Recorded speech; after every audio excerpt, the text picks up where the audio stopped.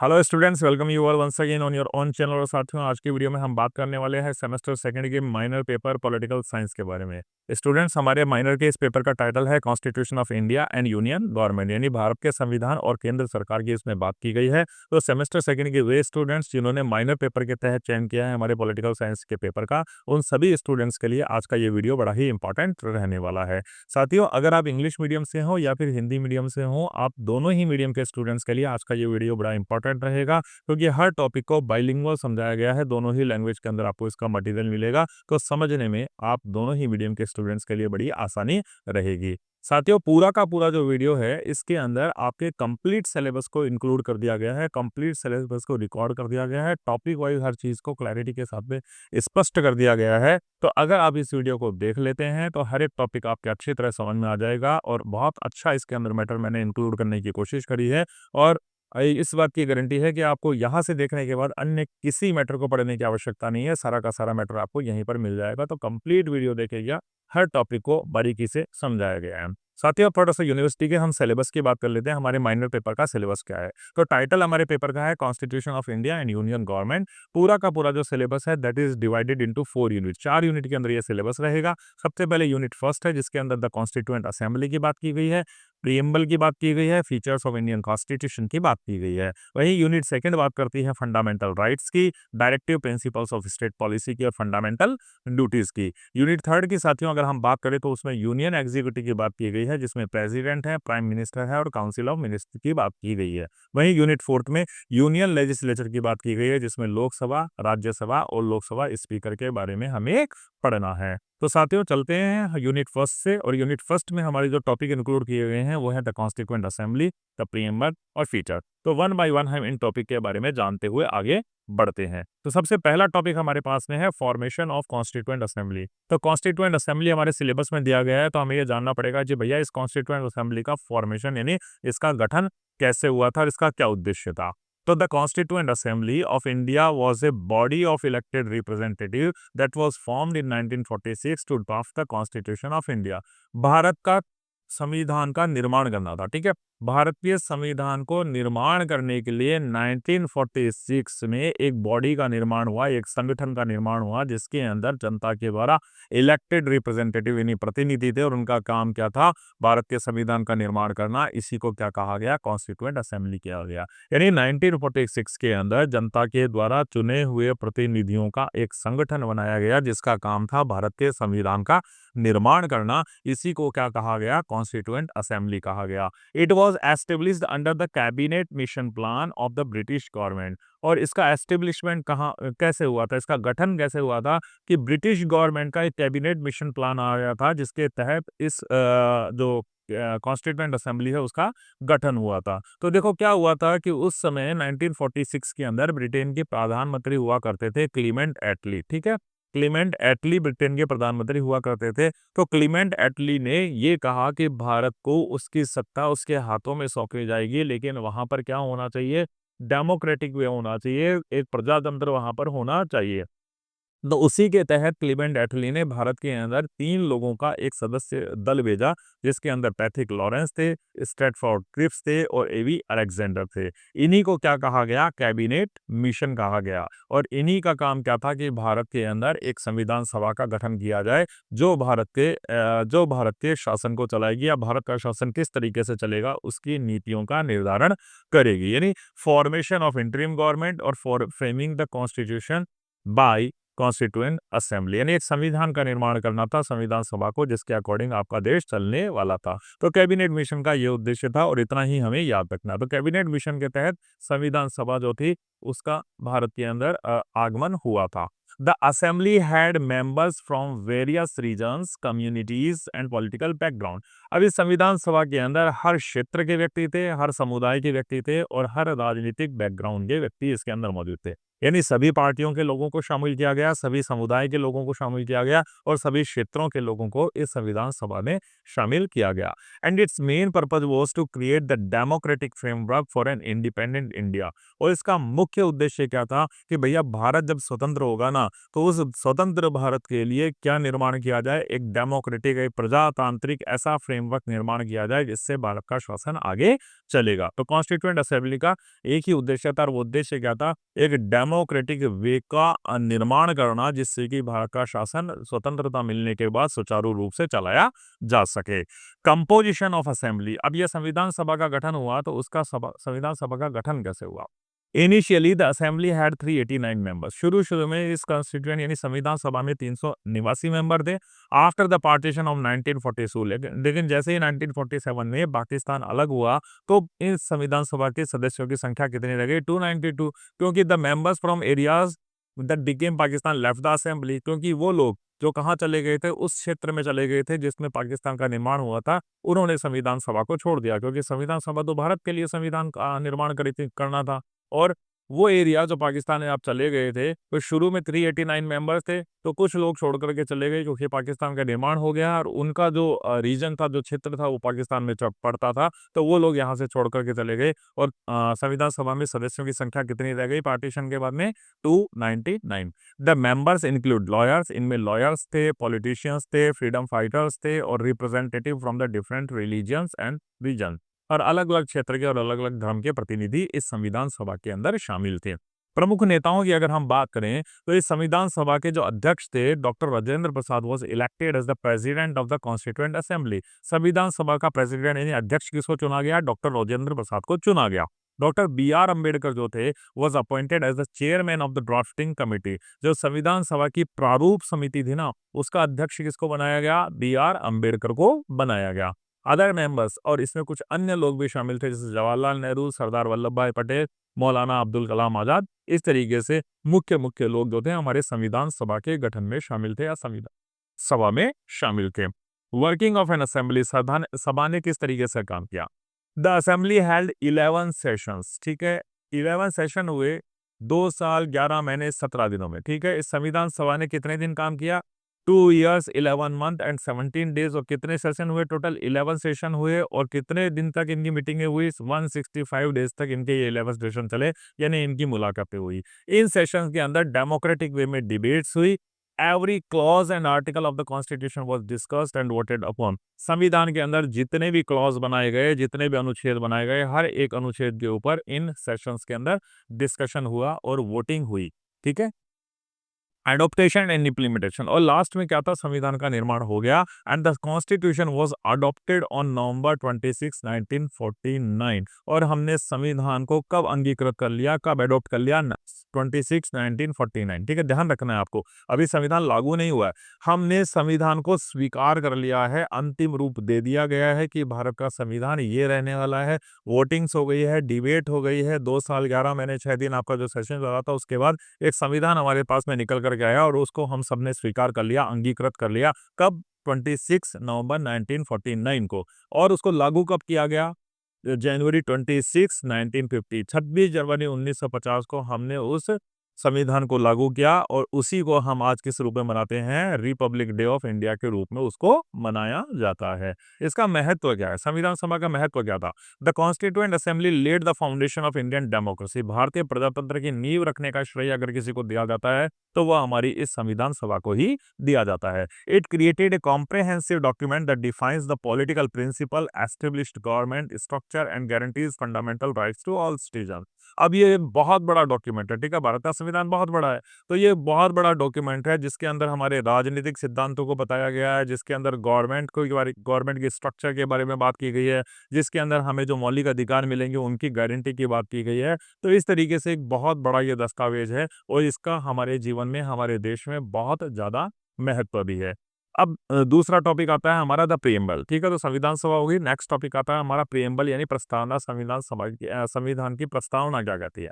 तो हम सबने संविधान की प्रस्तावना पढ़ी है, we the people of India having solemnly resolve to constitute the India into the sovereign socialist secularist, ठीक है, ये सारी बातें हैं, प्रियम्बल हम सबने, प्रस्तावना हम सबने पढ़ी है। अब आपको ध्यान क्या रखना है कि हमारे संविधान में कि प्रियम्बल में कितने जस्टिस की बात की गई है, 3। कौन कौन से जस्टिस है? सोशल, इकोनॉमिकल और political.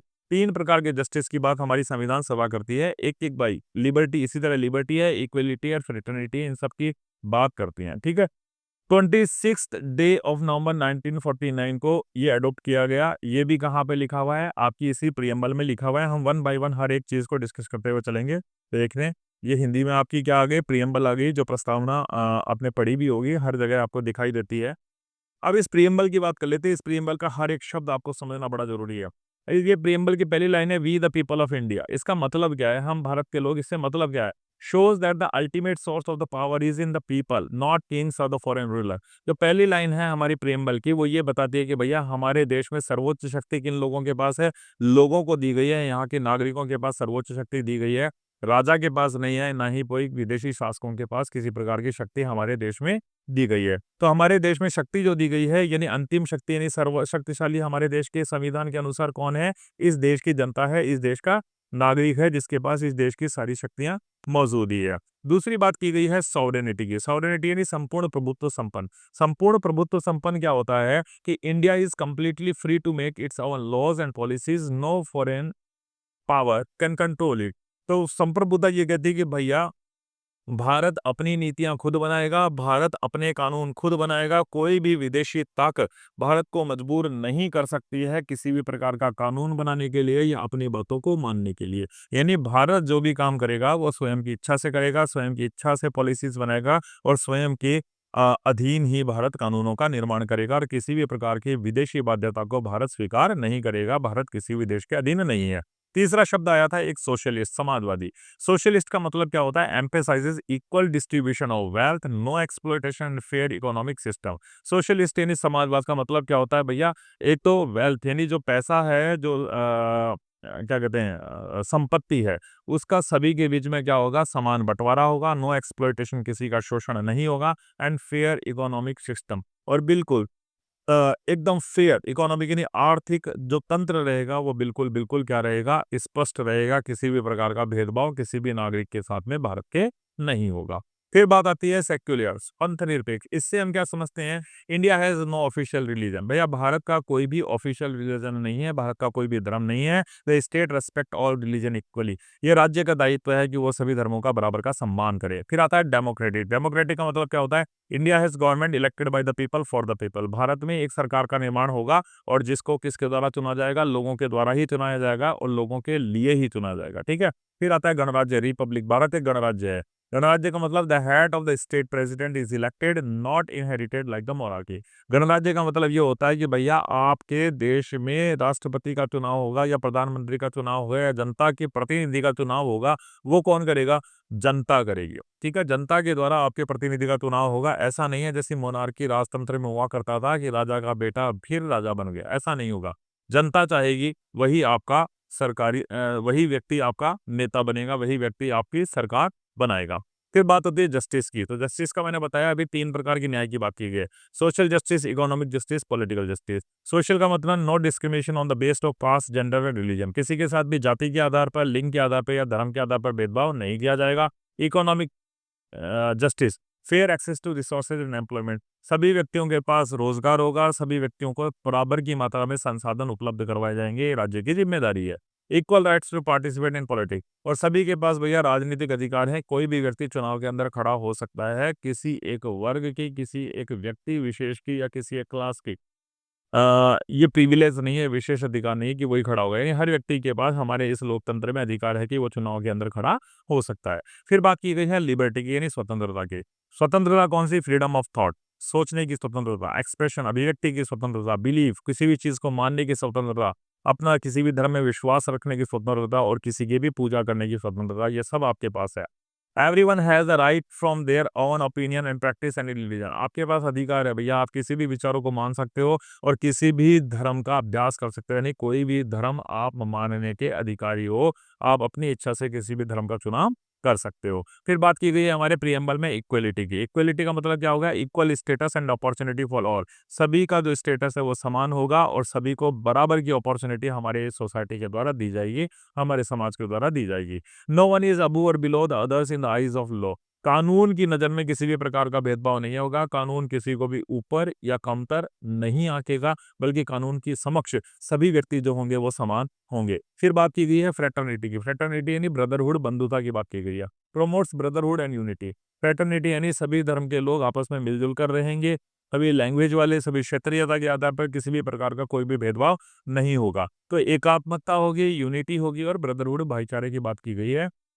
Ensures dignity of the individual and the national integrity. तो राष्ट्रीय एकता और राष्ट्रीय अखंडता के लिए हमारी ब्रदरहुड जो है बेहद ही जरूरी है। ऐतिहासिक संदर्भ यह देख लेते हैं, हिस्टोरिकल रेफरेंस। तो प्रस्तावना जो थी, प्रीएम्बल जो थी, 26 नवंबर 1946 को 1949 को संविधान सभा यानी कॉन्स्टिट्यूएंट असेंबली के द्वारा इसको एडॉप्ट कर लिया गया था। यह संविधान का परिचयात्मक वक्तव्य है जो संविधान की आत्मा और उसके मूल सिद्धांतों को दर्शाता है। 1976 ये आप लोगों के लिए इंपॉर्टेंट है। 1976 के अंदर 42 कॉन्स्टिट्यूएंट अमेंडमेंट हुआ था, जिसके तहत दो शब्द हमारे इस प्रीएम्बल में जोड़े गए थे, एक तो सोशलिस्ट और दूसरा सेक्युलर। तो सोशलिस्ट और सेक्युलर इन दोनों ही शब्दों को कब जोड़ा गया था? 42nd कॉन्स्टिट्यूएंट अमेंडमेंट के तहत 1976 में सोशलिस्ट और सेक्युलर शब्दों को हमारी कॉन्स्टिट्यूशन की प्रीएम्बल के अंदर जोड़ा गया था। ठीक है, फिर टॉपिक 3 आता है आपके फीचर्स ऑफ इंडियन कॉन्स्टिट्यूशन। भारतीय संविधान की क्या क्या विशेषताएं हैं उनके बारे में थोड़ी बात कर लेते हैं। तो हम सबको पता है भारत का संविधान सबसे बड़ा लिखित संविधान है, लेंथिएस्ट रिटन कॉन्स्टिट्यूशन है। The Indian constitution is the longest written constitution of the world. पूरे संसार का सबसे बड़ा लिखित संविधान हमारे भारत देश का है। It contains 47 plus articles, 25 parts and 20 schedules as if now. और अब तक की बात करें तो हमारे भारत के संविधान के अंदर 46 से ज्यादा आपको आर्टिकल यानी अनुच्छेद दिखाई देंगे। 25 भाग हमारे संविधान के अभी वर्तमान में आपको दिखाई देंगे और 12 अनुसूचियां हमारे संविधान के अंदर आपको दिखाई देगी। तो जब संविधान बना था तब कितने थे? 395 आर्टिकल हमारे पास में थे और आज इनकी संख्या कितनी हो गई है? 470 प्लस, यानी 470 से ज्यादा तो अनुच्छेद हमारे पास है। 25 भाग हमारे संविधान के हैं और इसके अंदर 12 अनुसूचियों को शामिल किया गया है। तो विश्व का सबसे बड़ा संविधान जो है लिखित में, रिटन में, वो किसका है? भारत का संविधान है। The constitution covers a wide range of topics from fundamental rights to duties, from federal structure to the emergency power and much more. और हमारा संविधान इतना बड़ा है कि इसमें वाइड रेंज ऑफ टॉपिक, बहुत सारे टॉपिक्स को इसके अंदर शामिल कर दिया गया है। चाहे हमारे फंडामेंटल राइट्स हो, चाहे हमारे फंडामेंटल ड्यूटीज हो, हमारा फेडरल स्ट्रक्चर हो, या फिर इमरजेंसी में पावर की बात की गई हो। तो इस तरीके से बहुत सारी चीजों को, यानी हर चीज को लिखित में हमारे संविधान के अंदर मेंशन किया गया है और इसी कारण से भारत का संविधान बहुत बड़ा हो गया है और विश्व के सबसे बड़े संविधान के अंदर इसको इंक्लूड किया जाता है। तो सबसे पहली विशेषता भारत के संविधान की यह है कि it is lengthiest written document. Federal system with unitary bias. अब भारत के अंदर संघात्मक प्रणाली की बात की गई है, लेकिन फिर भी हमारे यहाँ यूनिटरी यानी केंद्र सरकार को ज्यादा शक्ति दी गई है। India follows a federal system. Federal system यानी शक्तियों का बंटवारा किया गया है। ठीक है, meaning there are the two levels of government. आपके पास दो गवर्नमेंट है, एक तो होगी आपकी स्टेट गवर्नमेंट और दूसरी होगी आपकी central government. However it is also called the unitary state during the times of emergency. लेकिन अगर कभी इमरजेंसी लागू हो जाती है तो यूनिटरी स्टेट कहा जाता है इसको, क्योंकि केंद्र के पास सारी की सारी पावर चली जाती है। Because the central government has more control over the state during such time. क्योंकि सेंट्रल गवर्नमेंट इमरजेंसी के दौरान किसी भी स्टेट के ऊपर क्या करती है?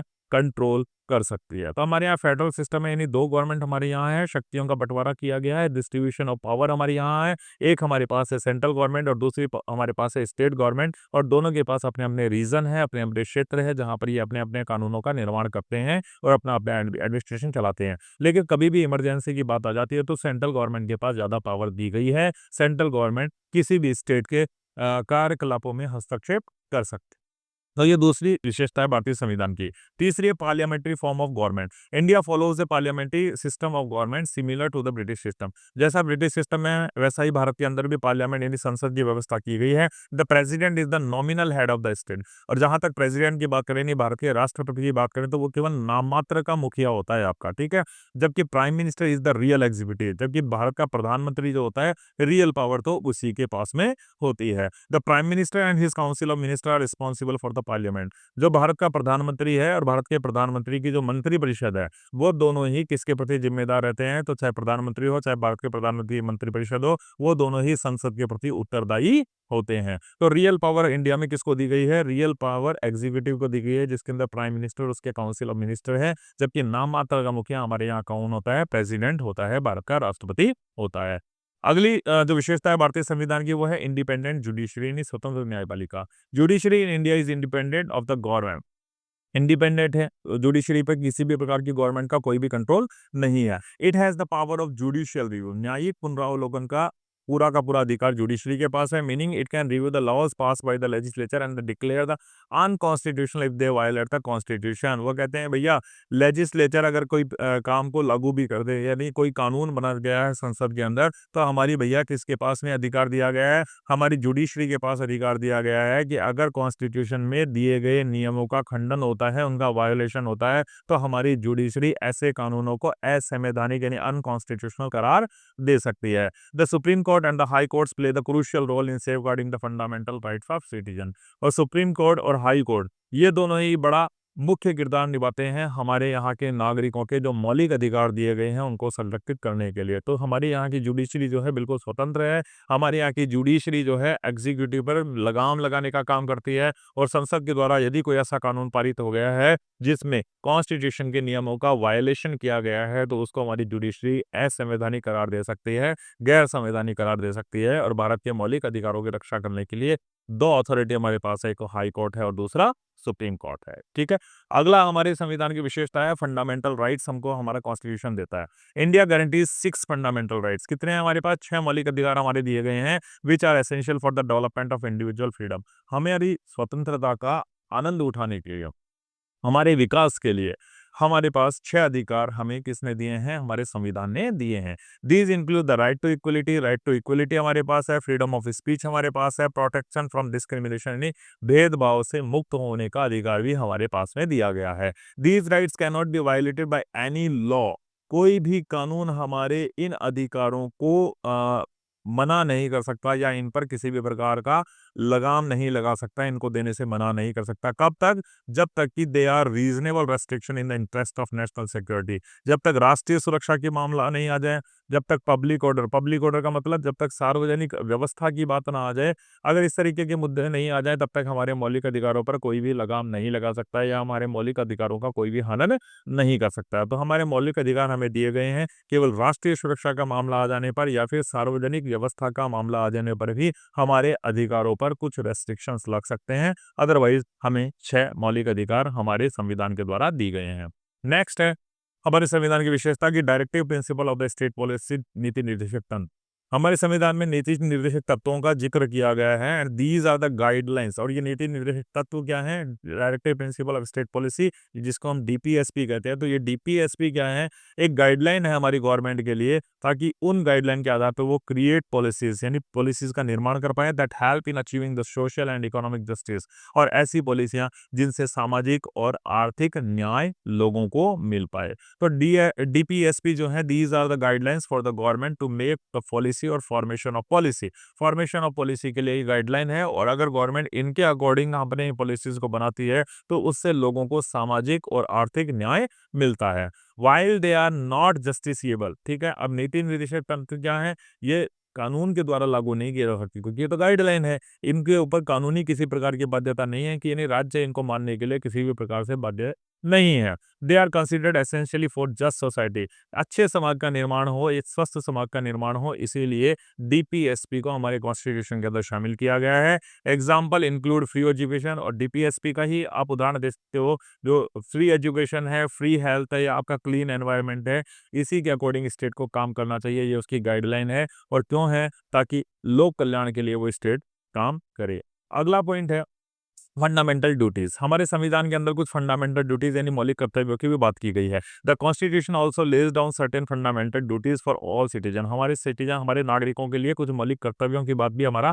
संविधान करता है। जैसे रिस्पेक्टिंग द कॉन्स्टिट्यूशन, हमें हमारे संविधान का सम्मान करना चाहिए। प्रोमोट हार्मनी, एक दूसरे में से तारतम्यता बिठाई जानी चाहिए। एंड प्रोटेक्टिंग द एनवायरनमेंट, और हमारे इस पर्यावरण की सुरक्षा हमें करनी चाहिए। Dues duties added by the 42nd amendment in 1976। और फंडामेंटल ड्यूटीज को हमारे भारतीय संविधान में कब शामिल किया गया भैया? 1976 में शामिल किया गया था, जब 42वां संविधान संशोधन हमारा हुआ था। तो ये कहा गया कि भैया फंडामेंटल राइट आपको हमने दे दिया, तो फंडामेंटल ड्यूटीज आपका भी तो कोई दायित्व है, आप भी तो स्टेट के प्रति अपने कुछ जिम्मेदारियों को निभाओगे। और यही चीज़ रिमाइंड कराने के लिए, अपनी रिस्पॉन्सिबिलिटी का एहसास दिलाने के लिए कि भैया आपकी भी देश के प्रति कोई जिम्मेदारी है, इन फंडामेंटल ड्यूटीज़ को हमारे कॉन्स्टिट्यूशन में शामिल किया गया था 1976 में 42 जो अमेंडमेंट हुआ था उसके माध्यम से। नेक्स्ट है सिंगल सिटीजनशिप। हम सिर्फ भारतीय हैं, एक ही सिटीजनशिप हमारे पास है, दोहरी नागरिकता का कोई प्रावधान हमारे संविधान में नहीं दिया गया। ठीक है, इसका मतलब Indian is a citizen of India and not a separate citizen of any individual state, this promotes national unity. ठीक है, हम भारतीय हैं, हम राजस्थान के, हम बंगाल के, हम गुजरात के, हम हरियाणा के नहीं हैं, बल्कि हम इंडियन हैं, और इसी से हमारी नेशनल यूनिटी प्रमोट होती है, हमारी नेशनल यूनिटी को इसी से बढ़ावा मिलता है, राष्ट्रीय अखंडता को बढ़ावा मिलता है। तो हमारे पास दोहरी नागरिकता नहीं है। सेक्युलर स्टेट नहीं, धर्मनिरपेक्ष। India is a secular state. भारत कैसा है? एक धर्मनिरपेक्ष राज्य है, meaning there is no official state और रिलीजन। हमारे किसी भी, हमारे देश का कोई एक धर्म नहीं है।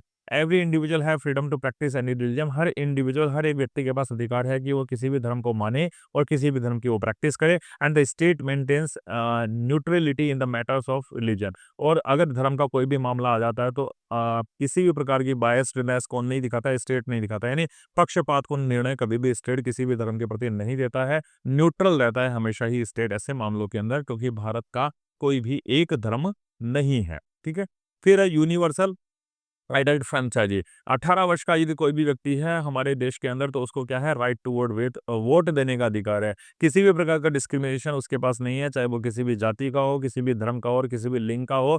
Each citizen who is having 18 plus age और 18 year of age, he is having the right to cast his vote. This is the key feature of Indian democratic system. और भारतीय संविधान का यही मुख्य क्या है? फीचर है, मुख्य विशेषता भारतीय संविधान की यही कि 18 वर्ष का कोई भी व्यक्ति है तो उसको वोट देने का अधिकार हमारे इस संविधान में, सॉरी, हमारे इस देश में है।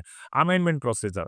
The constitution is neither too rigid और नॉट टू फ्लेक्सिबल। यानी हमारा संविधान लचीला है, ठीक है, ना तो बहुत ज्यादा कठोर है, ना ही बहुत ज्यादा लचीला है। It can be amended by according to the needs of the country. अगर हमारे देश को जरूरत पड़े तो उसके अकॉर्डिंग हमारे भारतीय संविधान को क्या कराया जा सकता है? अमेंडेड, यानी बदला जा सकता है। Amendments can be made by the parliament. Amendment लेकिन एक ही जगह हो सकता है, वो कहाँ पे भैया? संसद जो है वो भारतीय संविधान के अंदर किसी भी प्रकार का संशोधन कर सकते हैं, लेकिन कब? मेजोरिटी ऑफ वोट जब उस फेवर में होंगे ना संशोधन के, तभी वो कर पाएगी। But some provision need to be ratified by the state. लेकिन कुछ ऐसे हैं जो राज्यों के द्वारा भी स्वीकृत किए जाएंगे। यानी भारतीय संविधान के अंदर आप परिवर्तन कर सकते हो, चेंज कर सकते हो, इसमें फ्लेक्सिबिलिटी भी है, लेकिन इसका चेंज कब किया जा सकता है? संसद के थ्रू किया जा सकता है, जब मेजोरिटी ऑफ वोट्स इस अमेंडमेंट के फेवर में हो। अगली आती है इमरजेंसी प्रोविजन। भारत के संविधान के अंदर इमरजेंसी प्रोविजन की भी बात की गई है, यानी आपातकालीन प्राविधान भी है। 3 प्रकार की इमरजेंसी की बात की गई है, एक है नेशनल इमरजेंसी, एक है स्टेट इमरजेंसी और एक है फाइनेंशियल इमरजेंसी, यानी आर्थिक आपातकाल। तो राष्ट्रीय आपातकाल, राष्ट्रपति शासन की बात, जिसको राज्य आपातकाल कहते हैं, और आर्थिक आपातकाल। इन आपातकालीन स्थितियों में केंद्र राज्य सरकारों पर पूरा नियंत्रण ले लेती है। ठीक है, तो ये कुछ टॉपिक थे जो हमारी यूनिट फर्स्ट के अंदर इंक्लूड किए गए थे, यहीं पर आकर हमारी यूनिट फर्स्ट खत्म होती है। अब चलते हैं यूनिट सेकंड के ऊपर, लेकिन उससे पहले यदि अभी तक आपने अपने इस चैनल एजुनेक्स्ट विजडम को सब्सक्राइब नहीं किया है तो please do subscribe the channel. आपको इसी तरीके के यूजफुल कंटेंट जो है आपके इसी प्लेटफॉर्म पर मिलते रहेंगे, और एग्जामिनेशन पॉइंट ऑफ व्यू से आपके लिए क्या क्या इंपॉर्टेंट टॉपिक रह सकते हैं उसकी चर्चा भी आपको इसी प्लेटफॉर्म पर देखने को मिलेगी। तो अभी तक अगर आपने आप हमारे इस प्लेटफॉर्म पे नहीं जुड़े हैं तो please do subscribe the channel, ताकि इसी तरीके की यूजफुल कंटेंट हम आप लोगों को प्रोवाइड कराते रहें, और आप हमें बूस्ट करेंगे तो हम भी इसी तरीके के यूजफुल कंटेंट लगातार अपलोड करते रहेंगे। आगे चलते हैं यूनिट सेकंड पर। यूनिट सेकंड बात करते हैं, देखो 3 टॉपिक इसके अंदर दिए गए हैं, एक है फंडामेंटल राइट्स, दूसरा है directive principle of state policy, और तीसरा है फंडामेंटल ड्यूटीज। तो वन बाय वन हम हर एक टॉपिक को क्लियर करते हुए चलते हैं। फिर थर्ड के अंदर जो हमारा पहला टॉपिक दिया गया है वो है हमारा फंडामेंटल राइट्स। फंडामेंटल राइट्स की अगर हम बात करें तो इंडियन कॉन्स्टिट्यूशन के पार्ट थर्ड, ठीक है, आपको ध्यान रखना है, इंडियन कॉन्स्टिट्यूशन के पार्ट थर्ड में आर्टिकल 12 से लेकर के आर्टिकल 35 तक किसकी बात की गई है? फंडामेंटल राइट्स की बात की गई है, मौलिक अधिकारों की बात की गई है। फंडामेंटल राइट्स की अगर हम बात करें तो these are the basic rights guaranteed to all citizens of India.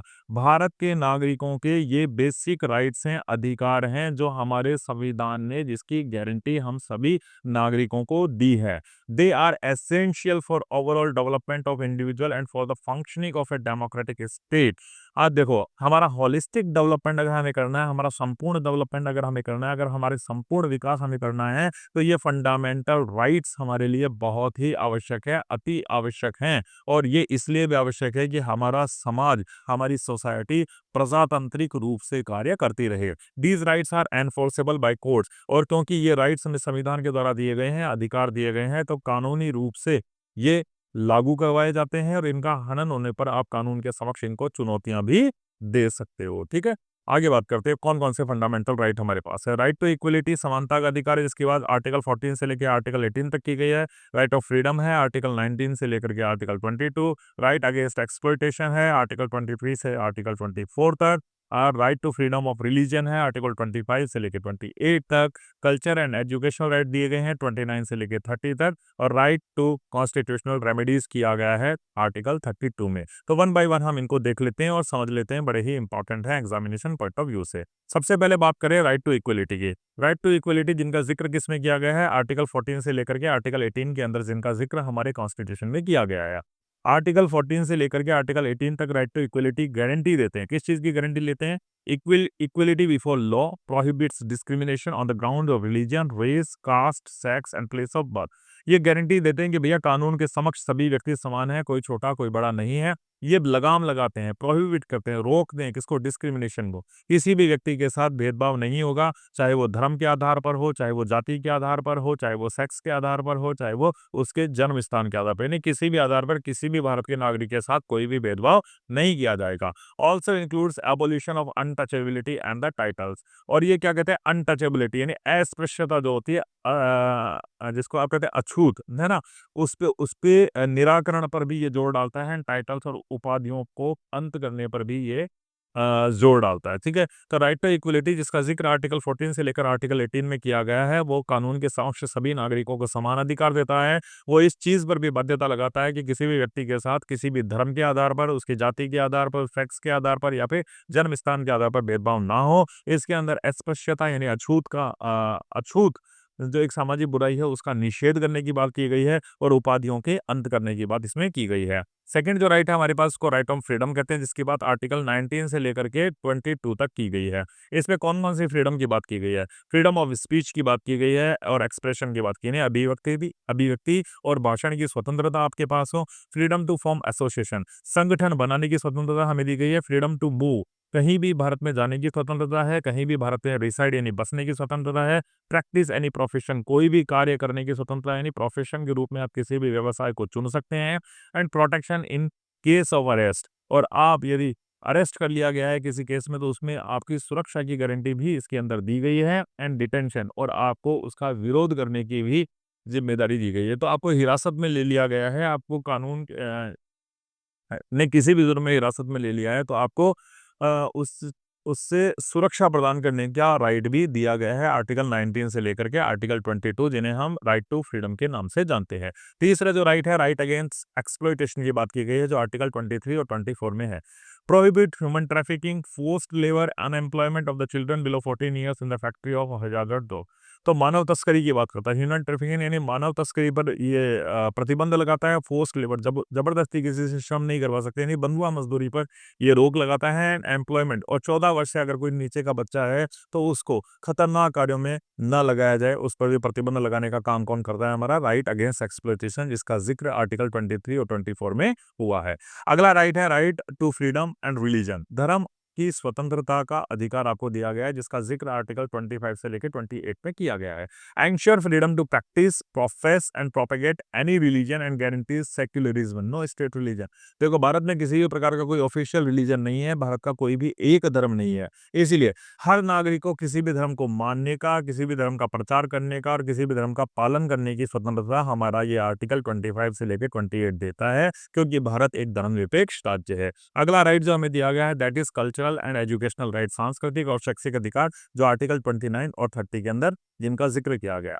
protect the rights of the minorities to preserve their culture, language and establish their own educational institute। तो आर्टिकल 29 और article 30 आपसे ये कहता है कि भैया जो अल्पसंख्यक हमारे भारत के अंदर मौजूद हैं, उनको अपनी भाषा, अपनी लिपि, अपनी संस्कृति को सुरक्षित रखने का पूरा अधिकार है। और ये ऐसी माइनॉरिटीज जो हमारे इंडिया के अंदर मौजूद है, वो चाहे तो अपनी शैक्षिक संस्थाएं यानी अपने एजुकेशनल इंस्टीट्यूट भारत के अंदर स्थापित कर सकते हैं। मदर्स से उसका आपका एक एग्जाम्पल है, ठीक है।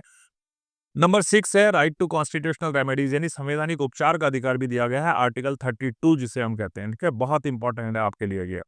Call the heart and the soul of constitution by Ambedkar. Doctor Ambedkar ने इसको संविधान की आत्मा कहा है, संविधान का हृदय इसको कहा है। If any fundamental right is violated, यदि आपके किसी भी मौलिक अधिकार का हनन हो जाता है, यदि कोई भी राज्य आपको ये अधिकार नहीं देता है या किसी भी तरीके से आपके इन मौलिक अधिकारों का हनन होता है, तो a person can directly approach the supreme court और the high court for justice. तो आप न्याय के लिए किसके दरवाजा खटखटा सकते हैं? आप सुप्रीम कोर्ट और हाई कोर्ट में अपने मौलिक अधिकारों को बचाने के लिए जा सकते हैं, या अपने मौलिक अधिकारों को संरक्षित रखने के लिए आप हाई कोर्ट और सुप्रीम कोर्ट भी जा सकते हैं। आर्टिकल 32 आपको ये अधिकार देता है और इसी को हमारे डॉक्टर अंबेडकर ने संविधान की आत्मा या हृदय कहा है। तो इस तरीके से हमें देखें तो fundamental rights are the pillar of Indian democracy. भारतीय प्रजातंत्र के ये प्रमुख आधार हैं आपके fundamental rights. They protect dignity, ये हमारे सम्मान की रक्षा करते हैं, फ्रीडम हमारे स्वतंत्रता की रक्षा करते हैं, एंड राइट्स ऑफ इंडिविजुअल, हर व्यक्ति के अधिकारों की रक्षा करते हैं, and help build an equal just and inclusive society, और मदद करते हैं किसमें कि एक समान,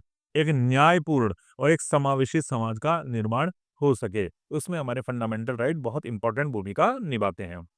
नेक्स्ट टॉपिक जो आपके दिया गया है वो दिया गया है directive principles of state policy. ये राज्य के नीति निर्देशक तत्व, और इनका जिक्र कहाँ किया गया है? संविधान के पार्ट 4 में किया गया है, ठीक है। आपको ये छोटी छोटी चीजें याद रखनी है। संविधान के पार्ट 4 में आर्टिकल 36 से लेकर के आर्टिकल 51 तक किसका जिक्र किया गया है? Directive principle of state policy का जिक्र किया गया है, यानी राज्य के नीति निर्देशक तत्वों का जिक्र किया गया है।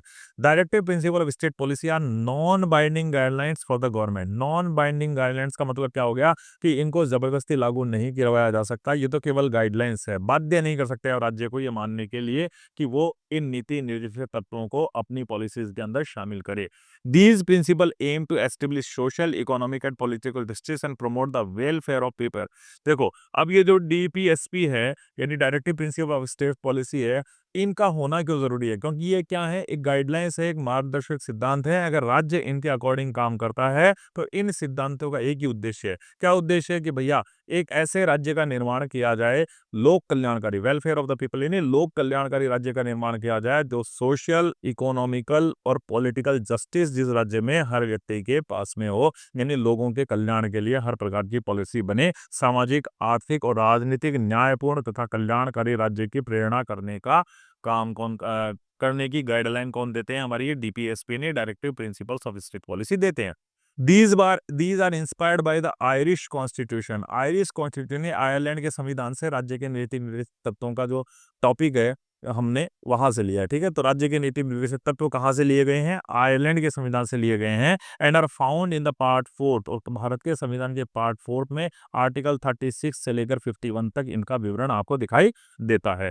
आगे बात कर लेते हैं फिर इनकी प्रकृति क्या है, क्या महत्व है हमारी डीपीएसपी का, यानी directive principle of state policy का क्या महत्व है। तो हम बात करें फीचर की, नॉट एनफोर्सेबल बाय कोर्ट।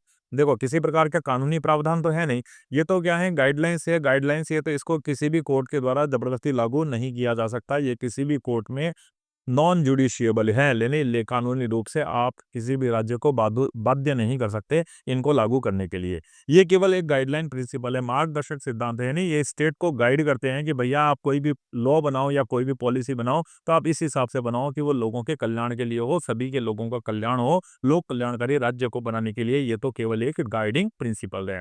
इनका उद्देश्य क्या है?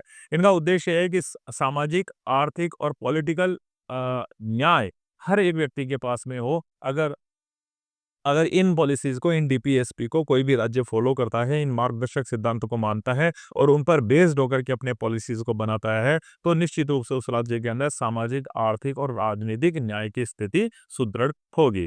Complement to the fundamental rights, और ये भी है कि भैया आपको फंडामेंटल राइट, मौलिक अधिकार तो दिए गए हैं जिसको आप अपनी निजी संपत्ति समझते हो, तो आपके पास कॉम्प्लीमेंट दिया है, ensure democracy with justice and equality. इस डेमोक्रेसी में आपको जस्टिस भी मिले, यानी राइट तो मिल गए, लेकिन जस्टिस और इक्वलिटी भी मिले, यानी आपको न्याय भी मिले और समानता भी मिले, उसी के लिए डीपीएसपी का प्रबंध हमारे संविधान के अंदर कहा गया है। और डॉक्टर बी आर अम्बेडकर ने इन्हीं डीपीएसपी ने राज्य के नीति निर्देशक तत्वों को क्या बोला है, इंस्ट्रूमेंट ऑफ इंस्ट्रक्शन उन्होंने इसको कहा है। ठीक है, अब कैटेगरीज देख लेते हैं कि डीपीएसपी यानी कितने प्रकार के होते हैं, राज्य के नीति निर्देशक तत्व कितने प्रकार के होते हैं। तो सबसे पहले प्रकार के जो राज्य के नीति निर्देशक तत्व होते हैं उनको हम कहते हैं सोशलिस्ट प्रिंसिपल, समाजवादी सिद्धांत। इनका उद्देश्य क्या है कि सामाजिक और आर्थिक समानता को सुनिश्चित करना, यानी सोशल और इकोनॉमिक इक्वलिटी को एंश्योर करना। सोशलिस्ट प्रिंसिपल्स जो है डीपीएसपी के, उनका उद्देश्य रहता है। आर्टिकल 38 जो हमारा डीपीएसपी से रिलेटेड है वो क्या बात करता है, promote welfare of the people, लोगों के कल्याण की बात करता है, यानी लोगों का कल्याण एक किसी भी राज्य में होना चाहिए। आर्टिकल 39 बात करता है कि हर व्यक्ति को जीवन जीने का अधिकार है, हर व्यक्ति को समान वेतन पाने का अधिकार है समान काम के लिए, and no concentration of wealth, और संपत्ति का समान वितरण इस समाज के अंदर होना चाहिए, किसी के पास ज्यादा किसी के पास कम नहीं होना चाहिए। ये बात कौन कहता है, आर्टिकल 39 कहता है।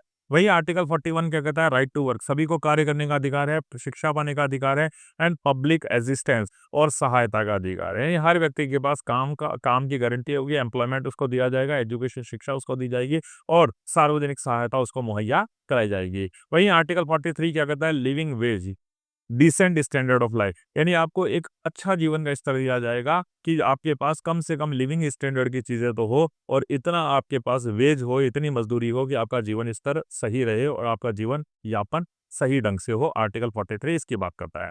वही आर्टिकल 47 बात करता है कि duty of state to raise nutrition and public health, कि भैया स्टेट की ये ड्यूटी है, राज्य की ये ड्यूटी है कि राज्य क्या करेगा भैया, अपने यहाँ पे न्यूट्रिशन यानी जो पोषण होता है और जो जनता का स्वास्थ्य है उसके लिए काम करेगा, यानी जनता के स्वास्थ्य और उनको भरपूर मात्रा में न्यूट्रिशन मिले, इसकी जिम्मेदारी भी किसकी है, राज्य की है।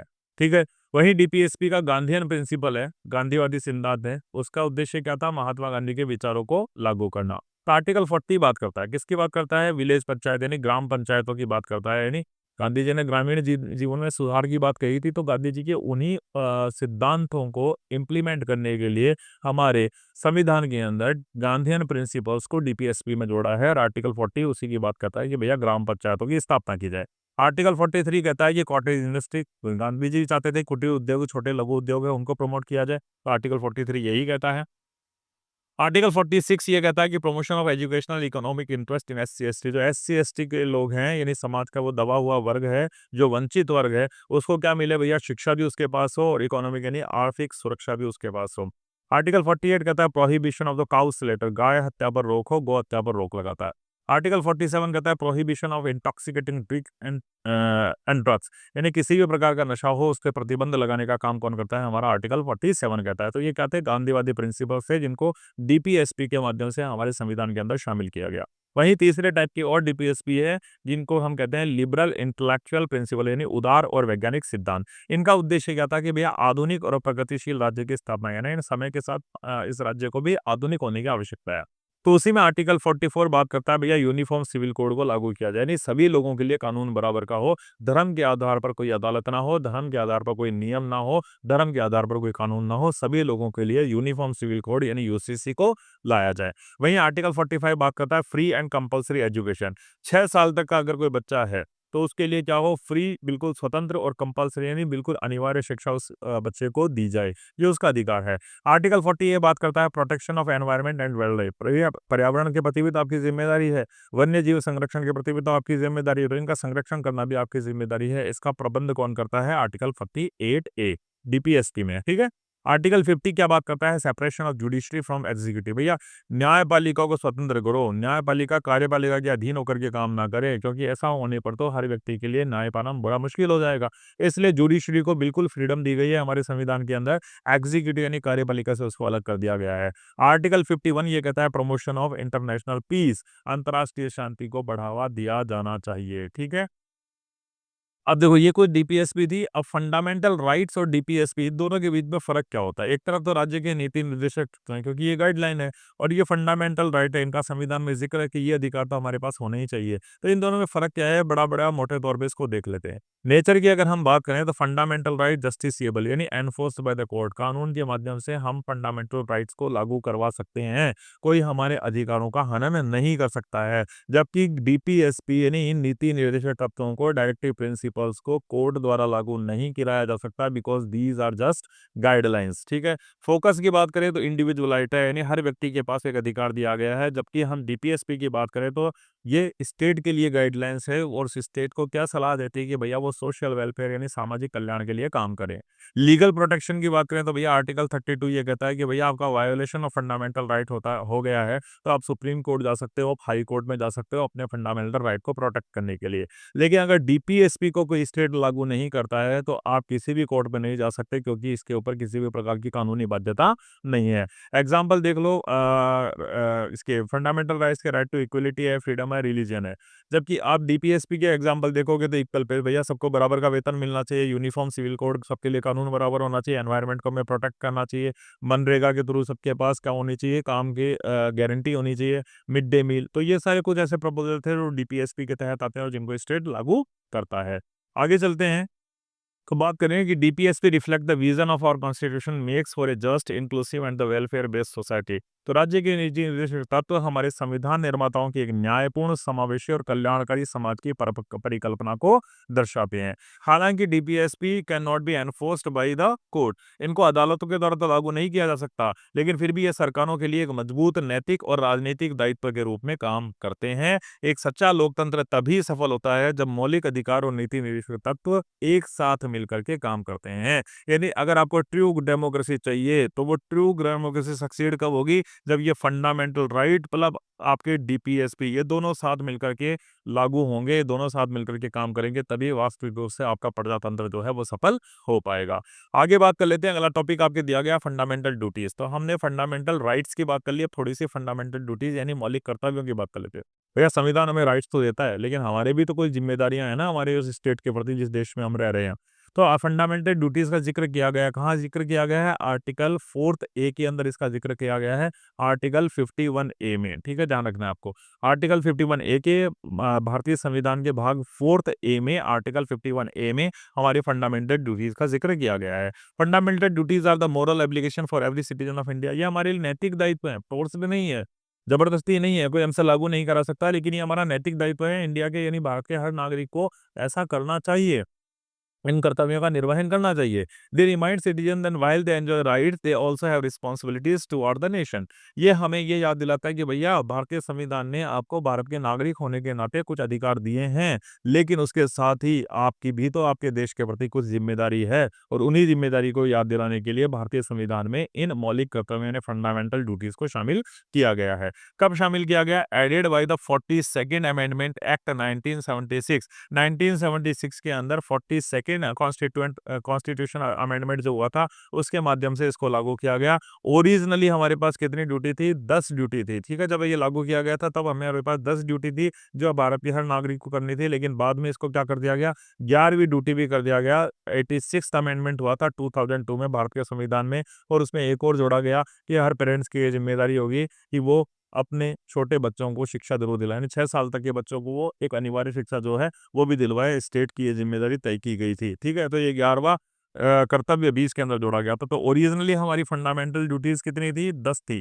कब? 1976 में 42nd अमेंडमेंट जब हुआ था, तो जब इन फंडामेंटल ड्यूटीज को शामिल किया गया था, तो ओरिजिनल हमारे पास 10 ड्यूटीज थी, लेकिन 2002 में एक और अमेंडमेंट हुआ जिसको हम 86th amendment of Indian constitution कहते हैं, और उस अमेंडमेंट से एक ड्यूटी हमारे और जोड़ी गई, और वो क्या थी? राइट टू एजुकेशन में छोटे बच्चों को शिक्षा देने का आवश्यक दायित्व दिया गया राज्य को। ठीक है, आगे चलते हैं, फटाफट बात कर लेते हैं कौन कौन सी फंडामेंटल ड्यूटीज है। तो हमारे पास 11 मौलिक कर्तव्य है, कौन कौन से देख लेते हैं फटाफट से। पहला है टू अबाइड बाई कॉन्स्टिट्यूशन, हम संविधान के अनुसार काम करेंगे। रेस्पेक्ट इट्स आइडियल्स, और संविधान के आदर्शों का सम्मान करेंगे। हमारे राष्ट्रीय ध्वज का सम्मान करेंगे और राष्ट्रगान का सम्मान करेंगे, ये हम सबका क्या है, नैतिक दायित्व है। To cherish and follow the noble ideals of the freedom struggle, स्वतंत्रता संग्राम में जो आदर्श हमारे थे हम उसका पालन करेंगे, ये भी हमारा नैतिक दायित्व है। To uphold and protect the sovereignty, unity and the integrity of India, भारत की संप्रभुता, भारत की एकता और भारत की अखंडता की हम हमेशा रक्षा करेंगे, ये हमारा नैतिक दायित्व है। To defend the country and render national service when called on, हम भारत की सुरक्षा करेंगे और जब कभी राष्ट्र हित में जरूरत पड़ी, जब कभी भी की सेवा करने के लिए हमें बुलाया गया, तो हम राष्ट्र हित में अपनी सेवाएं जरूर देंगे, ये हमारा क्या है, मौलिक कर्तव्य है। To promote harmony and brotherhood among all people, सभी नागरिकों के बीच में हार्मनी यानी सद्भावना हो और भाईचारा हो, इसको प्रमोट करने का काम भी हम सभी का है, ये भी हमारा एक मौलिक कर्तव्य है, हमारा एक नैतिक दायित्व है।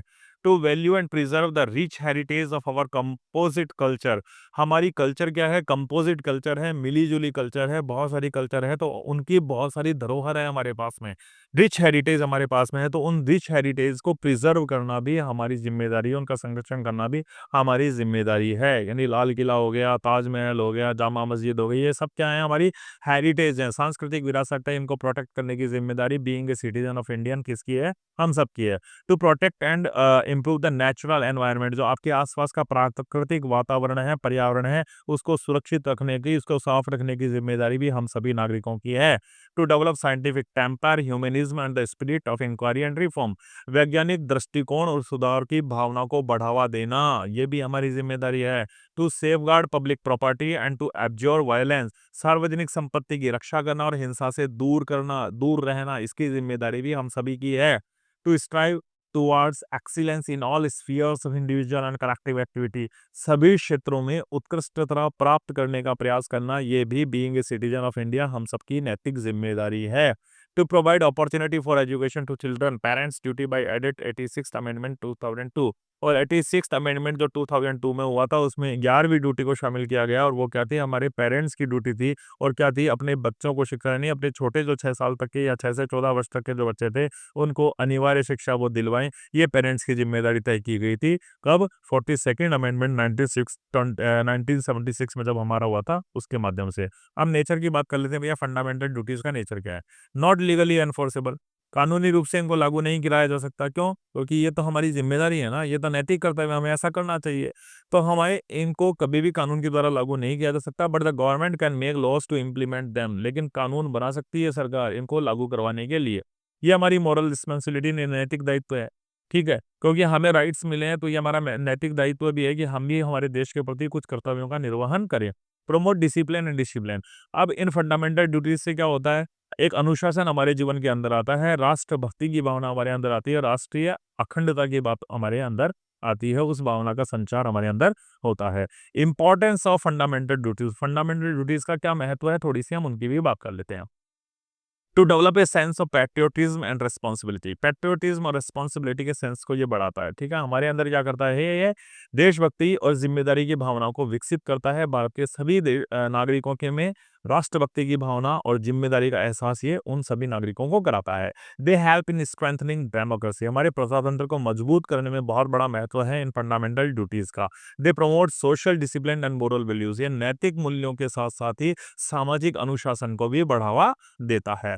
They provide support to government policies and program, अब हमारी fundamental duties support to government को सपोर्ट देती है, गवर्नमेंट पॉलिसीज बनाने में और गवर्नमेंट के कार्यक्रम करने में उनको सपोर्ट करती है, क्योंकि being a citizen we have some responsibility, हमारी कुछ नागरिकता हमारे भारत के नागरिक होने के नाते हमारी कुछ जिम्मेदारियां भी है। अगर हम उन जिम्मेदारियों का निर्वहन सही ढंग से करते हैं तो गवर्नमेंट के जितने भी कार्यक्रम है, गवर्नमेंट की जितनी भी नीतियां रहेगी उनको सही ढंग से लागू हम कर पाएंगे, क्योंकि उतना ही कोऑपरेशन और उतना ही कोऑर्डिनेशन हमारे आम नागरिक का भी गवर्नमेंट पॉलिसीज के साथ में रहेगा। तो इन सभी चीजें, ये सभी चीजें फंडामेंटल ड्यूटीज को हमारे लिए क्या बनाती है, अपरिहार्य बनाती है, हमारे स्टेट को लोक कल्याणकारी बनाने के लिए इन सभी का होना बहुत जरूरी है। और क्योंकि संविधान ने हमें क्या दिए हैं, अधिकार दिए हैं, तो उनके साथ ही मौलिक कर्तव्यों का होना भी हमारे लिए बहुत जरूरी है। यानी राष्ट्र के प्रति अपने ड्यूटीज़ का होना हमें हमारी ज़िम्मेदारियों का एहसास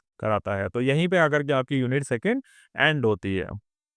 अब हम चलते हैं यूनिट थर्ड पर। यूनिट थर्ड की अगर हम बात करें तो यूनिट थर्ड के अंदर हमारे बात की गई है किसकी? यूनियन एग्जीक्यूटिव की, यानी केंद्रीय कार्यपालिका की बात की गई है, जिसके अंदर हमारे प्रेसिडेंट आते हैं, प्राइम मिनिस्टर आते हैं और काउंसिल ऑफ मिनिस्टर आते हैं, और इन्हीं तीन के बारे में हमें इस यूनिट के अंदर बात करनी है। तो सबसे पहले हम बात कर लेते हैं किसकी? प्रेसिडेंट ऑफ इंडिया की, यानी भारत के राष्ट्रपति की हम बात कर लेते हैं। भारत के राष्ट्रपति की अगर बात की जाए तो the president is the constitutional head of the Indian Republic. जो भारतीय गणतंत्र है, जो भारतीय गणराज्य है, उसका संवैधानिक मुखिया यानी कॉन्स्टिट्यूशनल हेड कौन होता है? हमारा प्रेसिडेंट होता है। He she is the first citizen of India and represent the nation both domestically and internationally. जो भारत का राष्ट्रपति होता है, he is called the first citizen, Bharat का प्रथम नागरिक उसे कहा जाता है। और चाहे नेशनल मुद्दे हों, यानी भारत के अंदर के मामले हों, या फिर अंतर्राष्ट्रीय मुद्दे हों, उन सभी जगह आपके देश को रिप्रेजेंट कौन करता है?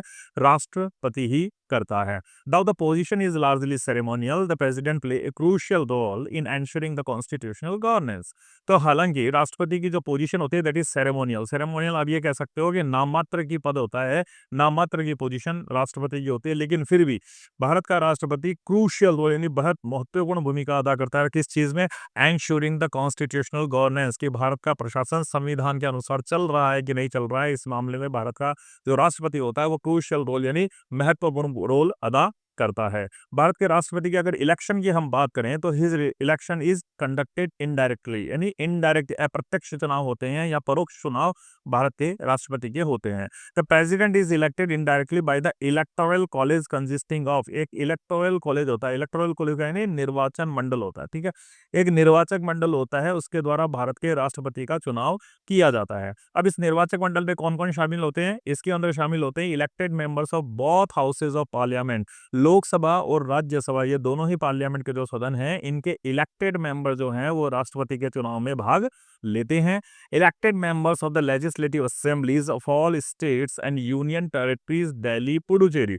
और इसके अलावा, ठीक है, लोकसभा और राज्यसभा के चुने हुए सदस्य तो राष्ट्रपति के चुनाव में भाग लेते ही हैं। इसी के अलावा राज्य की जो लेजिस्लेटिव असेंबलीज है, इन स्टेट्स की जो विधानसभाएं हैं, उनके उनके सभी चुने हुए इलेक्टेड मेंबर्स और उसके साथ साथ यूनियन टेरिटरीज यानी जो केंद्र शासित प्रदेश हैं दिल्ली पुडुचेरी, उसके भी चुने हुए सदस्य राष्ट्रपति के निर्वाचक मंडल में शामिल होते हैं। तो कौन कौन शामिल हो गए? एक तो लोकसभा और राज्यसभा के इलेक्टेड मेंबर्स और सभी स्टेट की लेजिस्लेटिव असेंबलीज हैं उनके इलेक्टेड मेंबर्स, और उसके अलावा जो सेंट्रल गवर्नड क्षेत्र है, यूनियन टेरिटरीज है दिल्ली पुडुचेरी, उनके इलेक्टेड मेंबर्स जो होते हैं किसमें शामिल होते हैं? राष्ट्रपति यानी प्रेसिडेंट के इलेक्शन में शामिल होते हैं। वोटिंग मेथड की अगर बात की जाए तो proportional representation through the single transferable vote system, एकल संक्रमणीय मत प्रणाली के द्वारा आनुपातिक प्रतिनिधित्व के आधार पर राष्ट्रपति के चुनाव में मतदान का प्रयोग किया जाता है।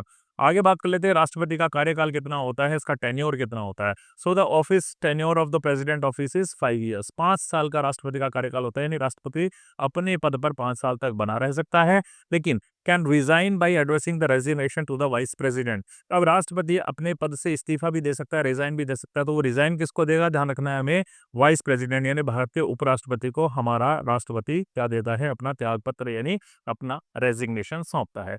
कैन बी री elected any number of times, कितनी भी बार एक व्यक्ति को भारत का राष्ट्रपति बनाया जा सकता है, कितनी भी बार वो चुन करके राष्ट्रपति के पद पर आसीन हो सकता है। Can be impeached for violation of constitution article 61, और संविधान का आपके कॉन्स्टिट्यूशन का आर्टिकल 61 ये कहता है कि अगर राष्ट्रपति के पद पर बने रहते हुए किसी राष्ट्रपति ने किसके अगेंस्ट काम किया है? कॉन्स्टिट्यूशन के अगेंस्ट काम किया है, कॉन्स्टिट्यूशन का वायोलेशन किया है, तो he can be removed from his post. Impeachment यानी महाभियोग के द्वारा उसको अपने पद से हटाया जा सकता है, ठीक है। आगे बात कर लेते हैं क्वालिफिकेशन। राष्ट्रपति बनने के लिए आपके पास क्या क्या क्वालिफिकेशन होनी चाहिए? Be a citizen of India, सबसे पहले तो भारत का वो नागरिक हो। Have completed at least 35 years of age, 35 साल की उम्र कम से कम वो प्राप्त कर चुका हो। Be qualified to be elected as a Lok Sabha member, उसके पास वो योग्यताएं हो जिससे वो लोकसभा का मेंबर बनने की क्वालिफिकेशन रखता हो, यानी लोकसभा के मेंबर के लिए जो क्वालिफिकेशन होनी चाहिए, राष्ट्रपति के पास भी वो क्वालिफिकेशन होना आवश्यक है। Next, must not hold any office of profit under government, और राष्ट्र जो केंद्र सरकार है उसके अधीन वो किसी भी प्रकार के ऐसे पद को ना प्राप्त करता हो जिस पद में उसे क्या मिल रहा हो, कोई लाभ मिल रहा हो, यानी लाभ के पद को धारण करने वाला व्यक्ति आपका राष्ट्रपति नहीं बन सकता। ठीक है, आगे बात कर लेते हैं राष्ट्रपति के क्या फंक्शंस होते हैं और उसकी क्या पावर होती है। राष्ट्रपति की पावर और फंक्शन की बात करें तो राष्ट्रपति के पास पहला पावर होता है वो कैसा होता है, एग्जीक्यूटिव पावर, जिसको हम कार्यपालिका शक्तियां करते हैं, यानी राष्ट्रपति के पास कुछ एग्जीक्यूटिव पावर होती है। वो कौन कौन सी एग्जीक्यूटिव पावर होती है उसकी हम बात कर लेते हैं। सबसे पहले appointment of the prime minister and on his और हर एडवाइस अपॉइंट्स। ठीक है, सबसे पहले आपके देश के प्रधानमंत्री की अपॉइंटमेंट यानी नियुक्ति कौन करता है, भारत का राष्ट्रपति करता है। ठीक है, ध्यान रखना है आपको, भारत का प्रेसिडेंट क्या करता है, भारत के प्रधानमंत्री की नियुक्ति करता है, और भारत के प्रधानमंत्री की एडवाइस पर वो किसको नियुक्त करता है, अदर मिनिस्टर्स, दूसरे मिनिस्टर यानी दूसरे मंत्रियों की नियुक्ति करता है। गवर्नर ऑफ द स्टेट्स, जो राज्य हैं उनके राज्यपालों की नियुक्ति करता है। अटॉर्नी जनरल ऑफ इंडिया, इसकी नियुक्ति भी कौन करता है, भारत का राष्ट्रपति करता है। कॉम्प्ट्रोलर एंड ऑडिटर जनरल यानी कैग जो होता है उसकी नियुक्ति भी कौन करता है, हमारा भारत का राष्ट्रपति करता है। चीफ इलेक्शन कमिश्नर जो होता है हमारा, उसकी नियुक्ति उसके साथ साथ जो स्टेट इलेक्शन कमिश्नर होते हैं उनकी नियुक्ति भी किसके द्वारा की जाती है, हमारे भारत के राष्ट्रपति के द्वारा। चेयरपर्सन ऑफ यूपीएससी, यूपीएससी हो, फाइनेंस कमीशन हो, उसके चेयरपर्सन की नियुक्ति कौन करता है, भारत का राष्ट्रपति करता है। और इसके अलावा ही अपॉइंटमेंट एम्बेसडर और the high commissioner to the foreign countries, जो भारत के राजदूत हैं विदेशों के अंदर, उनमें भारत के राजदूतों की नियुक्ति करने का काम भी कौन करता है, भारत का राष्ट्रपति करता है। तो ये सारी एग्जीक्यूटिव पावर थी जो भारत का राष्ट्रपति जिसको करता है, या जो पावर भारत का राष्ट्रपति रखता है। अब बात कर लेते हैं थोड़ी सी भारत के राष्ट्रपति यानी इंडियन प्रेसिडेंट की लेजिस्लेटिव पावर्स के बारे में हम थोड़ी बात कर लेते हैं, जिन्हें हम कहते हैं विधायी शक्तियां। Summons and prorogues the session of the parliament. अब देखो, पार्लियामेंट यानी संसद का सत्र बुलाना और बुलाने के साथ उसका स्थगन करना, इन दोनों की ही पावर कौन रखता है, हमारा राष्ट्रपति रखता है। Can dissolve the Lok Sabha, Lok Sabha को डिसोल्व यानी भंग कर देने की ताकत भी कौन रखता है, हमारा राष्ट्रपति रखता है। गिव असेंट द बिल्स, तीसरी जो उसकी लेजिस्लेटिव पावर है वो बिलों पर अपनी सहमति देता है। वो चाहे साधारण बिल हो, चाहे वो मनी बिल हो, चाहे वो कॉन्स्टिट्यूशनल अमेंडमेंट यानी संवैधानिक सुधार वाले बिल हों, उन पर वो अपनी स्वीकृति देता है। Can return a bill except money bills for reconsideration, राष्ट्रपति के पास ये शक्ति भी है कि अगर उसे कोई बिल पसंद नहीं आया तो वो उनको लौटा सकता है, वापस लौटा सकता है। काहे के लिए, फॉर रिकंसिडरेशन यानी पुनर्विचार के लिए वो सरकार को बिल लौटा सकता है। लेकिन किस बिल के मामले में उसको ऐसा अधिकार प्राप्त नहीं है, मनी बिल यानी धन विधेयक अगर कोई होगा तो धन विधेयक को छोड़ करके बाकी जितने भी प्रकार के बिल्स जो है गवर्नमेंट के द्वारा लाए जाते हैं, अगर राष्ट्रपति को उनसे सेटिस्फेक्शन नहीं है, राष्ट्रपति डिससेटिस्फाइड है, तो वो रिकंसिडरेशन के लिए वापस उन बिलों को किसके पास भेज सकता है, गवर्नमेंट के पास भेज सकता है। Can promulgate ordinance, article 123 when parliament is not in session. ठीक है, जब संसद वर्क नहीं कर रही है तो आर्टिकल 123 के तहत क्या कर सकता है, हमारे राष्ट्रपति को एक अधिकार प्राप्त है कि वो अध्यादेश यानी ऑर्डिनेंस जारी करने की क्षमता रखता है। आर्टिकल 123 ये कहता है कि when the parliament is not working, when the government is not working, then the president has the power according to the article 123 कि ही कैन प्रोमलगेट ऑर्डिनेंसेस, वो अध्यादेशों को लागू कर सकता है या जारी कर सकता है। ठीक है, नेक्स्ट आता है इमरजेंसी पावर। हमारे राष्ट्रपति को कुछ इमरजेंसी पावर्स भी मिली हुई है। तीन प्रकार की इमरजेंसी पावर है। सबसे पहले नेशनल इमरजेंसी, जिसकी बात करता है कौन, आर्टिकल 352। 352 क्या कहता है, वॉर, एक्सटर्नल एग्जीक्यूशन और अदर आर्म्ड रेबिलियन, राष्ट्रीय आपातकाल। ठीक है, युद्ध या बाहरी आक्रमण या सशस्त्र विद्रोह होने की स्थिति में राष्ट्रपति क्या कर सकता है, नेशनल इमरजेंसी को लागू कर सकता है। आर्टिकल 352 ये कहता है। सेकंड ये कहता है कि प्रेसिडेंट रूल इन स्टेट, अगर किसी स्टेट के अंदर, अगर किसी राज्य के अंदर ये लगता है कि राज्य में संवैधानिक तंत्र पूरी तरीके से क्या हो गया है, ब्रेकडाउन हो गया है, असफल हो गया है, विफल हो गया है, तो वहां पर उस स्टेट के अंदर पर्टिकुलर राष्ट्रपति शासन लगाया जा सकता है। किसके अकॉर्डिंग, आर्टिकल 356 के अकॉर्डिंग। तीसरी जो इमरजेंसी पावर हमारे प्रेसिडेंट के पास है वो फाइनेंशियल इमरजेंसी, इसको आर्टिकल 360 के तहत जो दी गई है कि अगर उसको ये लग रहा है कि वित्तीय आपातकाल, सॉरी, वित्तीय अस्थिरता आ रही है ना, इकोनॉमिक इनस्टेबिलिटी देश के अंदर हो रही है, तो वो वित्तीय आपातकाल की घोषणा भी कर सकता है। तो 3 types of emergency powers are given to our president in our constitution. हमारे संविधान में 3 प्रकार की आपातकालीन शक्तियां किसको दी गई है, हमारे देश के राष्ट्रपति को दी गई है। एक है आर्टिकल 352 के तहत जिसमें नेशनल इमरजेंसी आती है, एक आर्टिकल 356 के तहत जिसमें प्रेसिडेंट रूल इन स्टेट्स आता है, और एक आर्टिकल 360 के तहत जिसमें फाइनेंशियल इमरजेंसी आती है। आगे बात कर लेते हैं कुछ जुडिशियल पावर भी हमारे राष्ट्रपति के पास है। कैन ग्रांट द पार्डन्स, वो किसी के दंड को माफ कर सकता है ना, पार्डन्स यानी क्षमा दे सकता है। Reprieves, respites and remissions of the punishment, article 72, यानी हमारे राष्ट्रपति के पास ये पावर है कि किसी को कोई दंड दे दिया गया है तो उस दंड की वो माफी दे सकता है, उस दंड में थोड़ी बहुत वो लिबरेलिटी दे सकता है, राहत दे सकता है, या फिर पूरी तरीके से वो क्षमा प्रदान कर सकता है आर्टिकल 72 के तहत। यानी किसी को उम्र कैद की सजा दे दी गई है तो राष्ट्रपति के पास ये जुडिशियल पावर है कि वो रिव्यू के तहत उसकी जो दंड दिया गया है उसको या तो क्षमा कर सकता है, माफी दे सकता है, या उसको दंड में थोड़ी सी राहत दे सकता है। Specially applicable in cases related to, ठीक है, कोर्ट मार्शल और डेथ सेंटेंसेस। स्पेशली वो कब कर सकता है आर्टिकल 72 के तहत, यदि कोर्ट मार्शल हो यानी सैन्य न्यायालय का मुकदमा हो, या फिर मृत्युदंड किसी व्यक्ति को दे दिया गया हो, तो ऐसे व्यक्ति की दंड में माफी, उसको राहत या उसको क्षमा प्रदान करने का काम हमारा राष्ट्रपति आर्टिकल 72 के तहत कर सकता है। कुछ स्पेशल राइट्स भी हैं, कुछ स्पेशल राइट्स और विशेषाधिकार प्रिविलेजेस भी हमारे राष्ट्रपति को जो दिए गए हैं। Immunity from the criminal proceedings during the term of office, वो कार्यकाल के दौरान, यानी अगर राष्ट्रपति अपने कार्यकाल अपने ऑफिस में अपनी ड्यूटी पर है तो वो क्या कर सकता है, फौजदारी मामलों से संरक्षण प्राप्त कर सकता है।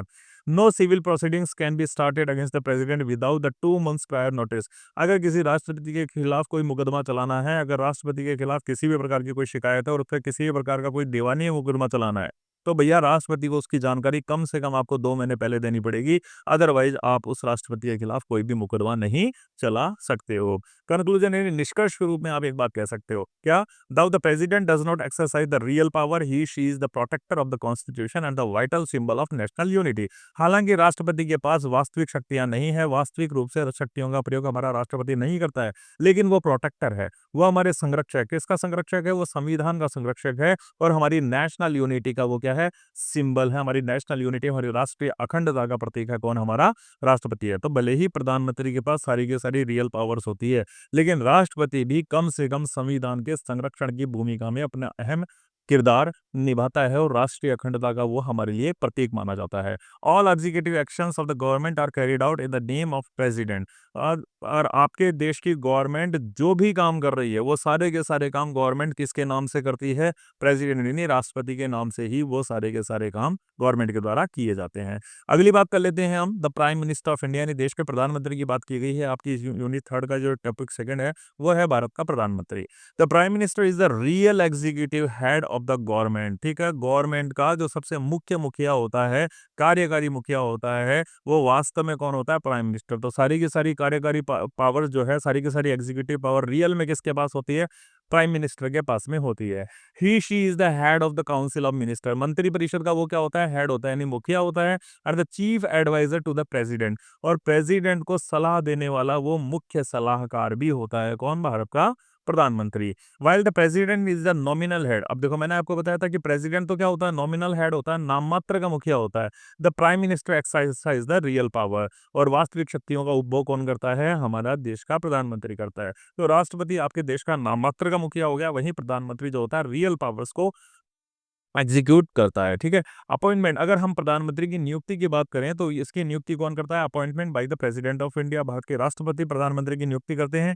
Generally the leader of the majority party in Lok Sabha is invited to form the government, ठीक है। ये हम सबको पता है कि चुनाव में जिस पार्टी को सबसे ज्यादा सीटें मिली है, चुनाव में जिस पार्टी को सबसे ज्यादा मत मिले हैं, सबसे ज्यादा सीटें मिली है, वही पार्टी को हमारे देश का राष्ट्रपति क्या करता है, गवर्नमेंट यानी सरकार बनाने के लिए इनवाइट करता है, आमंत्रित करता है। If no party has a clear majority, अगर किसी भी पार्टी को क्लियर मेजोरिटी नहीं मिलती, यानी किसी भी पार्टी को रिक्वायर्ड सीट्स नहीं मिलती है, तो the president may use discretion in selecting the PM. तो ये हमारे राष्ट्रपति का विवेक पर है कि वो किस पार्टी के नेता को गवर्नमेंट बनाने के लिए बुलाता है, ठीक है। अगर क्लियर मेजोरिटी किसी भी पार्टी को नहीं मिली लोकसभा इलेक्शन के दौरान, तो हमारे देश के राष्ट्रपति को यह अधिकार है कि वो किसी भी पार्टी के नेता को, यानी बड़ी पार्टी के नेता को वो सरकार बनाने के लिए बुला सकता है। नेक्स्ट आता है एलिजिबिलिटी, यानी भारत का प्रधानमंत्री बनने के लिए आपके पास क्या एलिजिबिलिटी होनी चाहिए, तो must be a citizen of India, Bharat का नागरिक होना चाहिए। Should be A member of either of the houses, Lok Sabha और राज्यसभा, या तो वो लोकसभा का मेंबर हो या फिर वो राज्यसभा का मेंबर हो, यानी दोनों में से एक सदन का मेंबर उसको होना आवश्यक है। लेकिन अगर ऐसे प्रधानमंत्री का चुनाव हो जाता है जो अपॉइंटमेंट के समय क्या नहीं था, किसी भी सदन का सदस्य नहीं था, तो उसे 6 महीने के अंदर अंदर विद इन 6 मंथ उसे या तो लोकसभा का या राज्यसभा का सदस्य बनना पड़ेगा। यानी उसको इन दोनों सदनों में से एक सदन का मेंबर तो बनना ही पड़ेगा, तभी वो एलिजिबल होगा for being a prime minister. ठीक है। नेक्स्ट है टेनर, कार्यकाल की अगर हम बात करें प्रधानमंत्री की, तो PM holds office as long as they have majority in support in Lok Sabha. ठीक है। 5 साल के लिए चुनाव होता है और 5 साल में भी वो तब तक अपने पद पर टिका रह सकता है जब तक उसको लोकसभा में क्या प्राप्त हो, मेजोरिटी यानी बहुमत प्राप्त हो। तो 5 साल का उसका कार्यकाल रहा, लेकिन 5 साल में भी उसके पास लोकसभा में बहुमत रहना चाहिए, तब जाकर के हमारा प्रधानमंत्री क्या कर सकता है, वो अपने ऑफिस में या अपने पद पर बने रह सकता है। No fix term is prescribed in the constitution. अब कोई व्यक्ति कितनी बार प्रधानमंत्री बन सकता है, इसके लिए कोई निर्धारित अवधि नहीं है, कोई निर्धारित क्राइटेरिया नहीं किया गया। यानी एक व्यक्ति कितनी भी बार भारत का प्रधानमंत्री बन सकता है। प्रधानमंत्री की थोड़ी सी बात करें तो leader of the union cabinet, केंद्रीय मंत्रिमंडल के वो नेता होते हैं। ठीक है। रोल और फंक्शन एंड प्रीमियम। रोल की बात करें हमारे पीएम की, तो पीएम क्या होता है, आपके केंद्रीय मंत्रिमंडल का नेता होता है, यानी leader of the union cabinet. Chairs the meeting of the cabinet, cabinet की जो मीटिंग होती है उनकी अध्यक्षता कौन करता है, हमारा पीएम करता है। He guides and controls the functions of the minister, minister जितने भी कार्य करते हैं, मिनिस्ट्री जिन जिन लोगों को दी गई है उनका फंक्शन जो भी रहता होगा, जिस किसी भी प्रकार के वो काम करते होंगे, उनको कंट्रोल करने का और उनको गाइड करने का काम भी कौन करता है, भारत का प्रधानमंत्री करता है। दूसरा जो इसका रोल होता है हमारे पीएम का, एडवाइजर टू द प्रेसिडेंट, वो राष्ट्रपति का क्या होता है, सलाहकार होता है। He advises the president appointment of law minister, अगर कोई मिनिस्टर्स की नियुक्ति करनी है तो वो उनको सलाह देता है राष्ट्रपति को कि भैया इस व्यक्ति की इस पद पर नियुक्ति करनी है। डिसोल्यूशन ऑफ लोकसभा, लोकसभा भंग करने के लिए वो राष्ट्रपति को सलाह देता है हमारा देश का प्रधानमंत्री। समनिंग और प्रोमलगेटिंग पार्लियामेंट, संसद का सत्र बुलाना है या संसद का सत्र भंग करना है, इसकी एडवाइस भी हमारा देश का प्रधानमंत्री राष्ट्रपति को देता है। तो राष्ट्रपति हमारे देश का जो होता है वो प्रधानमंत्री की सलाह से ही काम करता है। ठीक है।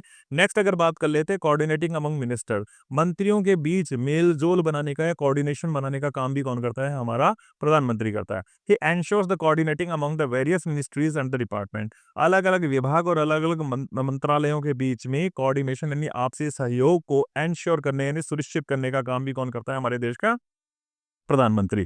रिजोल्व्स इंटर मिनिस्ट्रियल डिस्प्यूट्स, अगर दो मंत्रालयों के बीच में या दो मंत्रियों के बीच में किसी भी प्रकार का कोई भी डिस्प्यूट है, कोई भी विवाद है, तो उसको सॉल्व करने का काम भी कौन करता है, हमारे देश का प्रधानमंत्री। Policy maker and the administrator, अगला काम है हमारे देश का प्रधानमंत्री की भैया वो क्या है, पॉलिसी मेकर है, वो नीति निर्माता है और वो एक अच्छा एडमिनिस्ट्रेटर भी है। Plays a central role in the policy formation and the government, policy कोई भी पॉलिसी बन रही है, कोई भी नीति निर्माण हो रही है, तो उसमें वो अहम भूमिका निभाता है और गवर्नेंस यानी प्रशासन में भी हमारे देश का जो प्रधानमंत्री है वो अहम भूमिका निभाता है। Directs and administration through the various department, अब देखो प्रधानमंत्री क्या करता है, अकेला तो हर जगह शासन कर नहीं सकता या अकेले के बल पे शासन नहीं कर सकता, तो वो अलग अलग डिपार्टमेंट का निर्माण करता है, अलग अलग विभाग बनाता है और उन अलग अलग विभाग में वो अलग अलग मंत्रियों को सौंपता है ताकि देश में सुचारू रूप से शासन व्यवस्था चले। और उन सभी डिपार्टमेंट को एडमिनिस्टर करने का काम, उन सभी डिपार्टमेंट को देखने का काम, उनको प्रशासित करने का काम और उनको संचालित करने का काम हमारा कौन करता है, देश का प्रधानमंत्री करता है। नेक्स्ट अगर बात करें तो he is representative at the international platform, अंतर्राष्ट्रीय मंचों पर वो भारत का प्रतिनिधित्व करता है। ही represents India in the global summits and the diplomatic events, जितने भी वैश्विक सम्मेलन होते हैं या फिर जितने भी डिप्लोमेटिक इवेंट्स यानी कूटनीतिक कार्यक्रम होते हैं, उनमें भारत का प्रतिनिधित्व कौन करता है, भारत का प्रेसिडेंट यानी पीएम हमारा प्रेसिडेंट जो है वास्तव में इन सब की अध्यक्षता करता है या इन सब का प्रतिनिधित्व करता है। Conduct talks and agreements with the foreign leader, विदेशी नेताओं के साथ में किसी भी प्रकार की कोई टॉक, कोई कंसल्टेशन या डिस्कशन करना है या फिर कोई एग्रीमेंट, कोई संधि करनी है, समझौता करना है, उसका भी संचालन कौन करता है, हमारे देश का पीएम यानी राष्ट्रपति करता है। तो एक्चुअली में सॉरी प्राइम मिनिस्टर, एक्चुअली में भारत के अंदर जितने भी काम होते हैं उनमें नामात्र के लिए राष्ट्रपति को आगे रखा जाता है, लेकिन वास्तविक रूप से सभी शक्तियों का प्रयोग कौन करता है, हमारे देश का पीएम करता है। तो हमारे देश का पीएम है, he is more powerful than the president, president से ज्यादा पावरफुल है क्योंकि वो रियल पावर्स को एग्जीक्यूट करने का काम करता है। नेक्स्ट बात कर लेते हैं, क्या बात करते हैं, नेक्स्ट हम बात कर लेते हैं कि पावर्स ऑफ प्राइम मिनिस्टर के पास कौन कौन सी पावर है। तो एग्जीक्यूटिव पावर है प्राइम मिनिस्टर के पास सबसे पहले कौन सी, forms and reshuffles the council of minister. वो क्या करता है, मंत्री परिषद का निर्माण भी करता है और मंत्री परिषद को रीशफल यानी पुनर्गठन भी उनका करता है, यानी मंत्रियों को कौन सा पद दिया जाएगा, कौन सा विभाग दिया जाएगा, इसका काम देने का काम भी कौन करता है, प्राइम मिनिस्टर। और उन मंत्रियों के मंत्रालयों में फेरबदल करने का काम भी कौन करता है, हमारे देश का प्राइम मिनिस्टर करता है। Allocates the portfolios among minister, ठीक है, ये बात मैंने आपको बता दी। यानी मंत्रियों के विभाग का बंटवारा कौन करता है, हमारे देश का प्रधानमंत्री। Supervise the functioning of minister, और मंत्रालय सही ढंग से काम कर रहा है कि नहीं कर रहा, मंत्री सही ढंग से काम कर रहा है नहीं कर रहा, इसकी निगरानी करने का काम भी कौन करता है, हमारे देश का प्रधानमंत्री। तो ये प्रधानमंत्री की हमारी एग्जीक्यूटिव पावर्स थी। अब बात कर लेते हैं लेजिस्लेटिव पावर, यानी विधायी शक्तियां भी होती है हमारे देश के प्रधानमंत्री के पास। तो वो कौन कौन सी होती है, he decides governments legislative agenda in the parliament. संसद में सरकार का विधायी कार्यक्रम तय करता है, यानी सरकार का कार्यक्रम क्या होगा उसको तय करने का काम संसद में कौन करता है, हमारे देश का प्रधानमंत्री करता है। Can advise the president to summon और डिसॉल्व द लोकसभा, हमारे देश का प्रधानमंत्री सलाह दे सकता है, किसको सलाह दे सकता है, इस प्रेसिडेंट को सलाह दे सकता है कि संसद का सत्र या तो बुलाओ या फिर संसद के सत्र को भंग कर दो। यानी संसद का सत्र बुलाने और संसद का सत्र भंग करने, इन दोनों की ही सलाह हमारे देश का प्रधानमंत्री किसको देता है, राष्ट्रपति को देता है। प्लेज की रोल इन पासिंग और बिल एंड मोशंस, ठीक है। अब किसी भी प्रकार का कोई बिल आ गया, कोई विधेयक आ गया, मोशंस यानी प्रस्ताव किसी प्रकार का कोई आ गया, तो वो प्रस्ताव को पास कराने में एक अहम भूमिका निभाता है, वो कौन निभाता है, हमारे देश का प्रधानमंत्री निभाता है। नेक्स्ट आती है इमरजेंसी पावर। क्या हमारे प्रधानमंत्री के पास इमरजेंसी पावर भी है, ड्यूरिंग इमरजेंसी। देखो जब भी इमरजेंसी होती है, leads the national crisis management, तो वो राष्ट्रीय संकट में प्रबंधन का नेतृत्व करता है, यानी राष्ट्रीय संकट की स्थिति में वो नेतृत्व की डोर या बागडोर संभालता है। Advises the president on declaration of the emergencies, वो क्या करता है, राष्ट्रपति को सलाह देता है कि वो राष्ट्रपति को आपातकाल की घोषणा करनी चाहिए।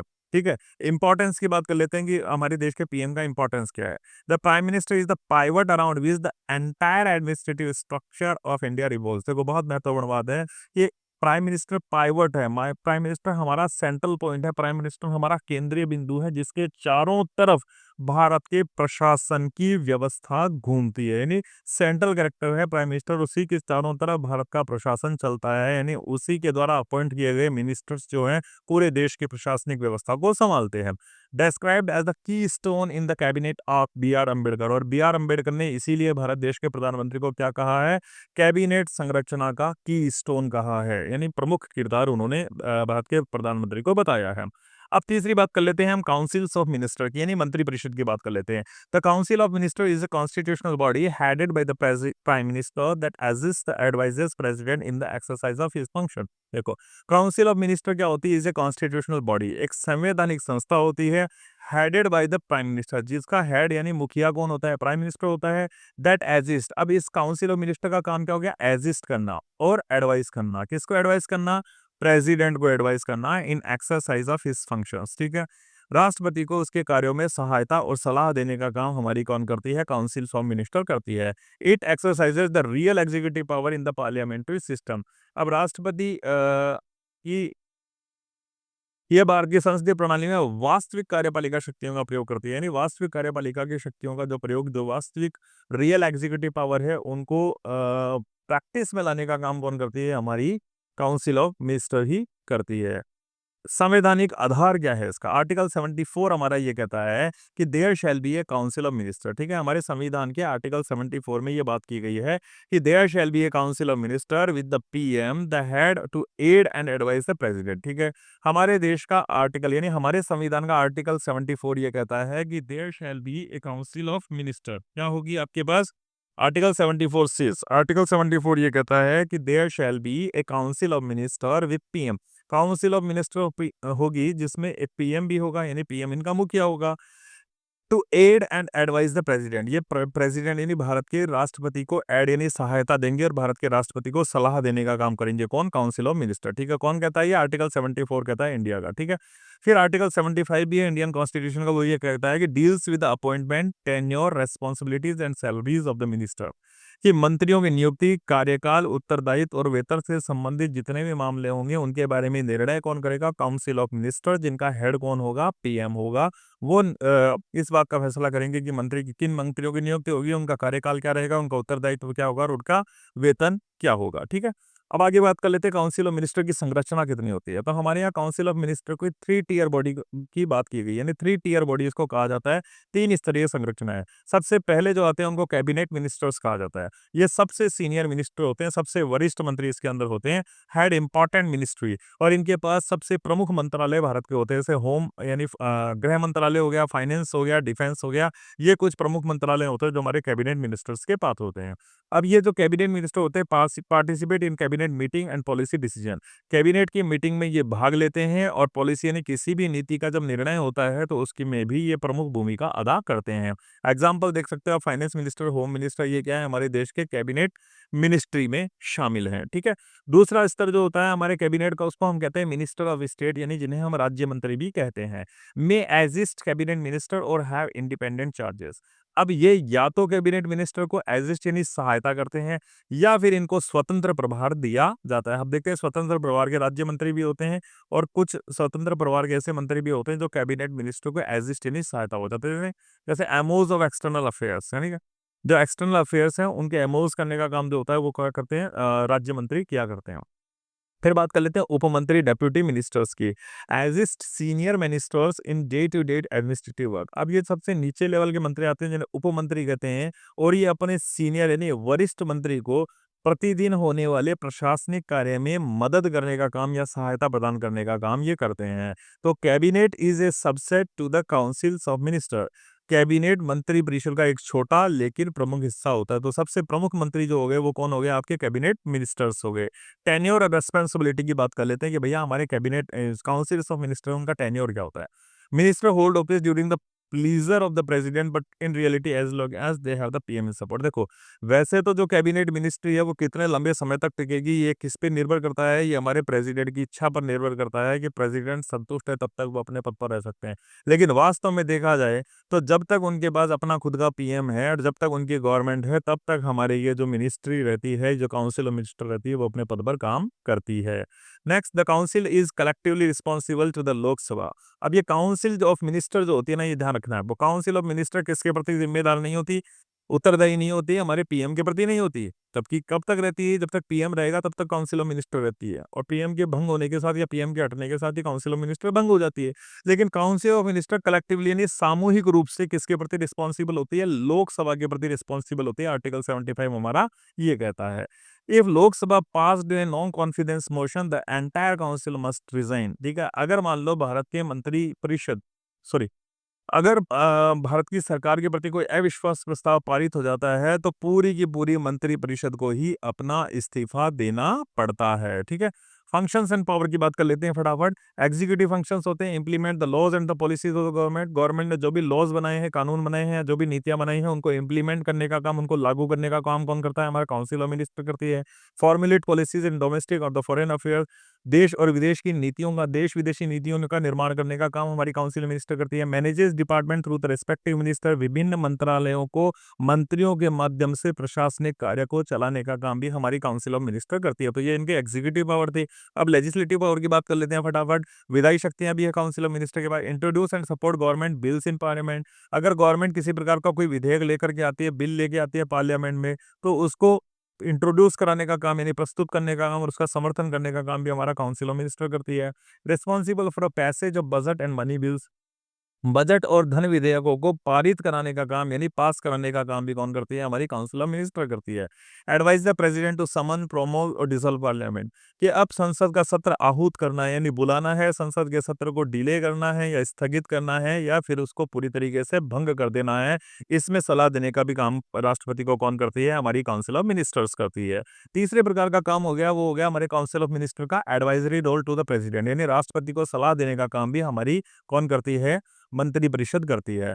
All actions of the president are taken based on the advice of council. अब राष्ट्रपति जितने भी काम करेगा ना, ऑल एक्शन सारे के सारे किसकी सलाह पर करता है, वो एडवाइस ऑफ काउंसिल। ठीक है, इस मंत्रिपरिषद की सलाह पर ही राष्ट्रपति अपने सभी कार्यों को करता है। President is bounded by the advice under article 74A। और राष्ट्रपति ऐसा क्यों करता है, क्योंकि भैया हमारा कॉन्स्टिट्यूशन का आर्टिकल 74A ये कहता है कि जो भारत का राष्ट्रपति है वो मंत्रियों की सलाह मानने के लिए बाध्य है। ठीक है।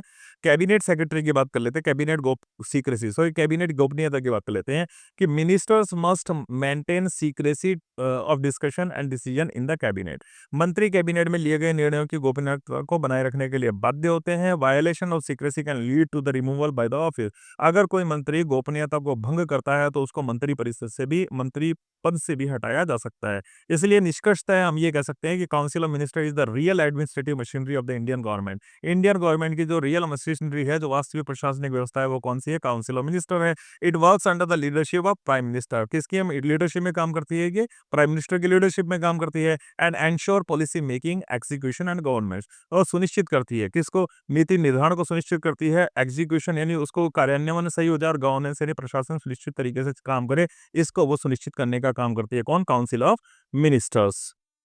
अब चलते हैं हमारी यूनिट 4 के ऊपर। तो यूनिट 4 में देखो साथियों, हमारी बात की गई है किसकी? यूनियन लेजिस्लेचर की बात की गई है। यूनियन लेजिस्लेचर में हमें लोकसभा, राज्यसभा और लोकसभा स्पीकर, इन 3 चीजों को पढ़ना है। तो वन बाय वन हम जानते हैं इस यूनियन लेजिस्लेचर के बारे में। यूनियन लेजिस्लेचर की अगर हम बात करें तो the union legislature of India is known as the parliament of India. Union legislature को ही हम किस नाम से जानते हैं? पार्लियामेंट ऑफ इंडिया के नाम से, इन्हें भारत की संसद के नाम से जानते हैं। It is A bicameral body. Bicameral body यानी द्विसदनीय व्यवस्था है, 2 सदन इसके अंदर, किसमें है? इंडियन पार्लियामेंट में 2 सदन है। मीनिंग इट हैज 2 हाउसेस, 2 सदन है। The first one is called the Lok Sabha, that is also known as the lower house. Lok Sabha है जिसको निम्न सदन के नाम से जाना जाता है। And the other one is called Rajya Sabha, that is known as upper house. दूसरा है राज्यसभा, जिसको हम अपर हाउस या उच्च सदन कहते हैं। The president of India is also considered a part of parliament. और प्रेसिडेंट ऑफ इंडिया यानी भारत का जो राष्ट्रपति होता है, उसको भी हम पार्लियामेंट यानी संसद का ही एक भाग मानते हैं। तो यूनियन लेजिस्लेचर में क्या आ गया? लोकसभा आ गया, राज्यसभा आ गया और भारत का राष्ट्रपति भी आ गया, और ये सब मिलकर के क्या बनते हैं? पार्लियामेंट ऑफ इंडिया बनते हैं। निम्न सदन होता है, that is known as Lok Sabha, और उच्च सदन होता है, that is known as Rajya Sabha. आगे बात कर लेते हैं किसकी? हम लोकसभा की। ठीक है, लोकसभा की अगर हम बात करें तो की फीचर्स अगर हम इसकी बात करें तो lower house of the parliament. Lok Sabha को क्या कहा जाता है? Lower house of the parliament कहा जाता है। तो लोकसभा को क्या कहा जाता है? लोअर हाउस ऑफ पार्लियामेंट कहा जाता है, आपको याद रखना है। तो Lok Sabha is called the lower house, but in practice it holds the more legislative and the financial power than Rajya Sabha. भले ही आप लोकसभा को क्या कहो? लोअर हाउस को, निम्न सदन कहो, लेकिन वास्तव में इन प्रैक्टिस यानी वास्तव के अंदर राज्यसभा से ज्यादा लेजिस्लेटिव, राज्यसभा से ज्यादा लेजिस्लेटिव यानी विधानीय और वित्तीय जो शक्तियां होती है वो किसके पास होती है? लोकसभा के पास राज्यसभा से ज्यादा होती है। तो राज्यसभा भले ही उच्च सदन आप कहते होंगे, लेकिन जो लेजिस्लेटिव और जो फाइनेंशियल पावर्स जो होती है वो लोकसभा के पास राज्यसभा की तुलना में ज्यादा होती है। It is the principal legislative body. और बात करें अगर हम इसकी, तो मुख्य सदन आपका यही होता है। मुख्य लेजिस्लेटिव बॉडी जो होती है आपकी कौन होती है? लोकसभा ही होती है। डायरेक्ट इलेक्शन, लोकसभा के अगर हम इलेक्शन की बात करें तो the members of the Lok Sabha are directly elected by the people of India. परोक्ष रूप से, ठीक है, प्रत्यक्ष रूप से, सॉरी परोक्ष नहीं, प्रत्यक्ष रूप से लोगों के द्वारा ही लोकसभा के मेंबर्स का चुनाव किया जाता है। Though general election based on the universal adult suffrage, any citizen above 18 age can vote. 18 साल से जो भी 18 साल से बड़ा जो भी भारत का नागरिक होगा उसको भारत में वोट देने का अधिकार है। लोगों के द्वारा वोट के माध्यम से ही लोकसभा के जो मेंबर्स रहते हैं उनका चुनाव किया जाता है। लोकसभा के जो मेंबर्स रहते हैं उनको हम क्या कहते हैं? मेंबर ऑफ पार्लियामेंट, एमपी के नाम से जानते हैं। ठीक है, आगे बात करते हैं हम मैक्सिमम स्ट्रेंथ की बात कर लेते हैं। हमारी लोकसभा की मैक्सिमम स्ट्रेंथ कितनी है? 552 मेंबर्स है लोकसभा के मेंबर्स की रियल स्ट्रेंथ। ठीक है, as per the article 18 of the constitution. Article 18 के तहत हमारे भारत की जो लोकसभा है, उस पार्लियामेंट में जो लोकसभा जिसको हम निम्न सदन कहते हैं, उसमें सदस्य संख्या कितनी हो सकती है? 552 हो सकती है। इनमें से 530 मेंबर्स रिप्रेजेंट स्टेट। 530 मेंबर तो आपके कहाँ से आएंगे? अलग अलग स्टेट से इलेक्टेड होकर के आएंगे लोगों के द्वारा। 20 मेंबर्स कहाँ से आएंगे? Represent the union territories. जो यूनियन टेरिटरीज है, जो सेंट्रल गवर्नमेंट के द्वारा गवर्न की जा रही है, उन यूनियन टेरिटरीज से क्या आएगी? 20 मेंबर्स चुन करके आएंगे। और 2 मेंबर्स कहाँ से आएंगे? 2 मेंबर्स में be nominated by the president. President in 2 members को क्या करेगा? नॉमिनेटेड करेगा, जो एंग्लो इंडियन कम्युनिटी के होंगे। लेकिन यहाँ पे एक बात ध्यान रखनी है कि ये जो 2 मेंबर्स वाला आपका प्रोविजन था, this provision has been abolished by the 104th amendment in 2020। 104th एक अमेंडमेंट आया था 2020 में है, उसमें राष्ट्रपति के द्वारा 2 लोगों को नामित किए जाने वाला जो प्रावधान था उसको क्या कर दिया गया है? एबोलिश्ड कर दिया गया है, समाप्त समाप्त कर दिया गया है। कौन से संविधान संशोधन के द्वारा?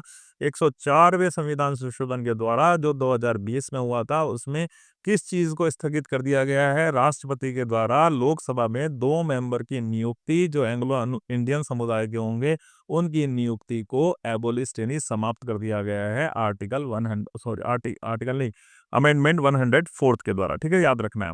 करंटली अभी बात करें हाल ही की, तो 543 members are elected from the different constituencies. ठीक है, हाल ही में यानी वर्तमान की बात करें तो 543 मेंबर हैं जो अलग अलग डिफरेंट यानी अलग अलग कॉन्स्टिट्यूएंसीज यानी निर्वाचन क्षेत्रों से चुन करके भारत की लोकसभा में पहुंचते हैं। टेन्योर की बात कर ले तो 5 इयर्स का टेन्योर है, 5 साल का कार्यकाल है। The normal term of the Lok Sabha is 5 years, but it can B dissolved earlier bye the president on advice of the prime minister. वैसे तो 5 साल तक आपकी लोकसभा काम करेगी, लेकिन प्राइम मिनिस्टर अगर सलाह देता है, प्राइम मिनिस्टर की सलाह पर जो देश का राष्ट्रपति है वो क्या कर सकता है? आपकी लोकसभा को भंग कर सकता है। During national emergency the term may be extended 1 year at a time. अगर मान लो देश के अंदर नेशनल इमरजेंसी लग गई है, तो नेशनल इमरजेंसी में इस जो संसद की लोकसभा है उसका कार्यकाल 1 साल तक के लिए बढ़ाया जा सकता है। ठीक है, आगे बात कर लेते हैं फंक्शंस ऑफ लोकसभा। लोकसभा के काम क्या क्या हैं? तो लेजिस्लेटिव फंक्शन की पहले बात कर लेते हैं। लॉ मेकिंग, जो विधायी शक्ति हैं वो क्या क्या है? Lok Sabha introduces debates and the pass this bill. Lok Sabha विधेयक को प्रस्तुत करती है, उसके ऊपर चर्चा करती है और उसके द्वारा बिल को पास किया जाता है। ठीक है, लोकसभा के अंदर विधेयक रखे जाते हैं, उन पे डिबेट्स होती है और बिल पास होते हैं।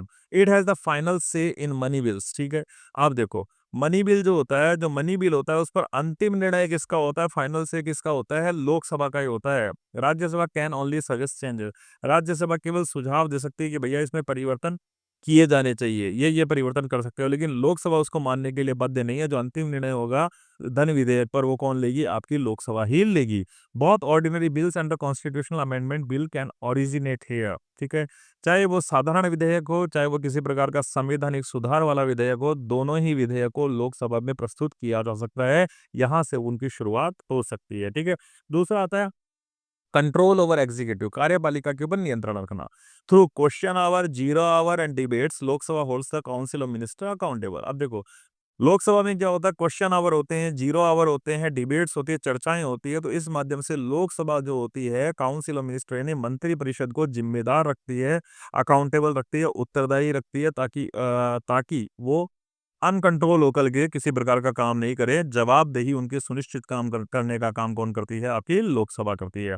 It can pass a no confidence motion against the government which if passed compels the prime minister and the council to resign. ठीक है, लोकसभा के अंदर गवर्नमेंट यानी सरकार के खिलाफ नो कॉन्फिडेंस मोशन यानी अविश्वास प्रस्ताव को रखा जा सकता है, और वह अविश्वास प्रस्ताव यदि पास हो गया तो पूरा का पूरा मंत्रिमंडल और मंत्रिमंडल के साथ भारतीय प्रधानमंत्री को भी क्या देना पड़ेगा? त्यागपत्र देना पड़ता है। Next, financial functions. Financial function भी होते हैं कुछ हमारी लोकसभा के। The annual union budget is presented first in Lok Sabha. जो आपका वार्षिक केंद्रीय बजट होता है पहले वो कहाँ पेश होता है? लोकसभा में ही पेश होता है। It approve the tax proposals, expenditures and the financial bill. Lok Sabha में कर के जो प्रस्ताव होते हैं यानी टैक्स प्रपोजल्स होते हैं, व्यय जो होता है, एक्सपेंडिचर जो होते हैं, वित्त विधेयक जो होता है, उनको मंजूरी देने का काम भी लोकसभा करती है। Money bill can only be introduced in Lok Sabha. और कोई बिल मनी बिल है, धन विधेयक है, तो उसको केवल और केवल कहाँ पर प्रस्तुत किया जाएगा, पेश किया जाएगा? केवल और केवल लोकसभा में ही उसको पहले पेश किया जाएगा। ठीक है, अमेंडमेंट पावर भी है यानी सुधार के पावर भी है, सुधार के कुछ पावर भी दिए गए हैं। Can participate in the constitution amendment along with the Rajya Sabha. देखो संवैधानिक सुधार की अगर कहीं बात होती है तो उसका अधिकार भी हमारे ही लोकसभा के पास दिया गया है। तो राज्यसभा प्लस लोकसभा दोनों मिलकर के ही संवैधानिक सुधारों को करते हैं। ठीक है, किसी प्रकार के कोई संविधान में परिवर्तन करना है या सुधार की गुंजाइश है तो Lok Sabha along with the Rajya Sabha do the things. ठीक है, इलेक्टोरल फंक्शन भी है कुछ। पार्टिसिपेट्स, निर्वाचन संबंधी कार्य। Participates in the election of the president. President का इलेक्शन हो या वाइस प्रेसिडेंट का इलेक्शन हो, उसमें हमारे लोकसभा के जो मेंबर्स होते हैं वो क्या करते हैं? पार्टिसिपेट यानी भाग लेते हैं। जुडिशियल फंक्शन भी है, कुछ न्यायिक कार्य भी है। Participant in the impeachment proceedings of the president.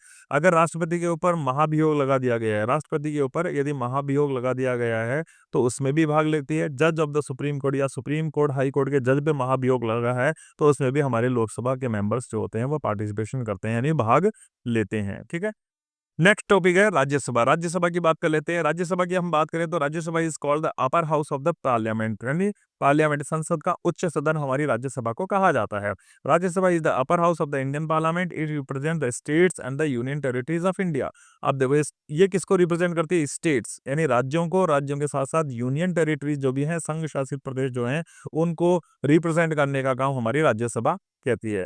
Rajya Sabha में जो इलेक्शन होते हैं, लोकसभा में इलेक्शन तो कैसे होते हैं? डायरेक्ट इलेक्शन, लोग डायरेक्टली चुनते हैं, लेकिन यहाँ पे राज्यसभा के लोग कैसे चुन करके आते हैं? इनडायरेक्ट इलेक्शंस होते हैं। Members are not directly elected by the people. Directly लोगों के द्वारा राज्यसभा के मेंबर को नहीं चुना जाता है। They are elected by the elected members of the state legislative assembly.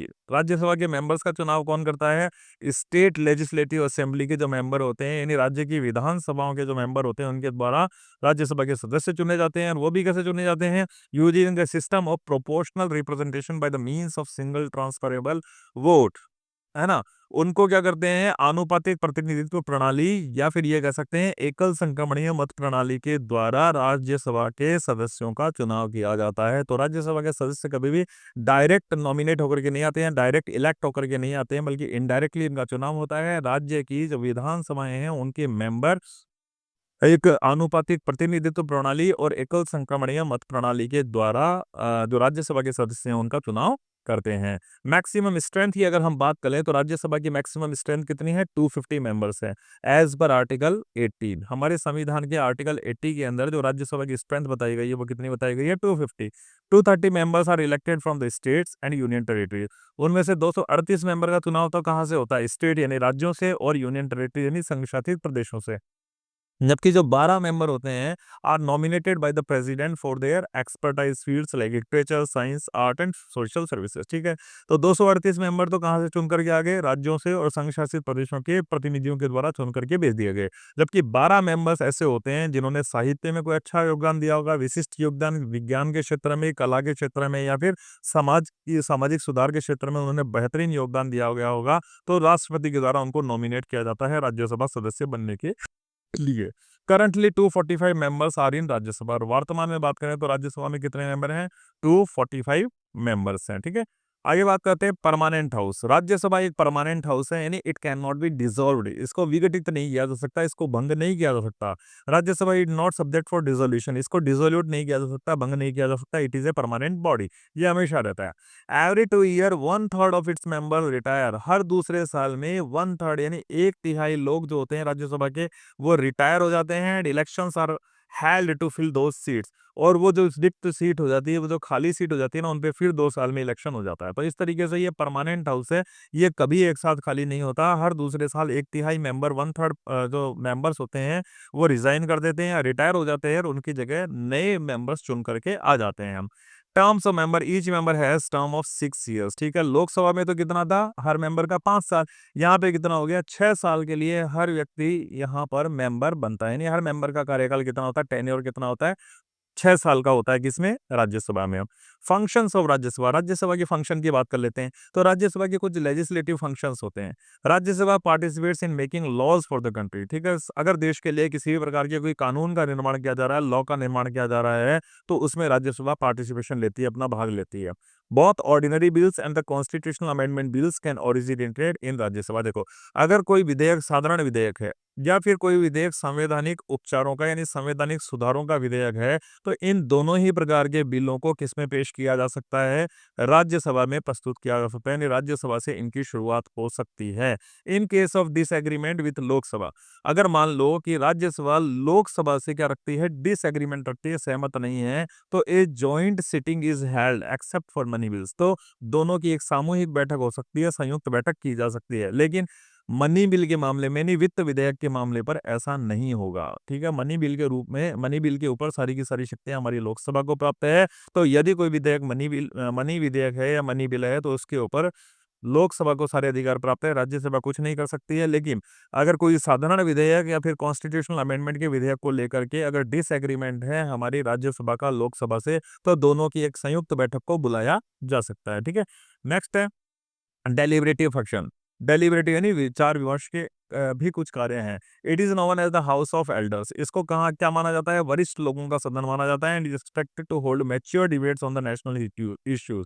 इसीलिए राष्ट्रीय हित के जो मुद्दे होते हैं वहाँ पर परिपक्वता से जो चर्चा होती है उसके लिए राज्यसभा के सदन की उपयोगिता है।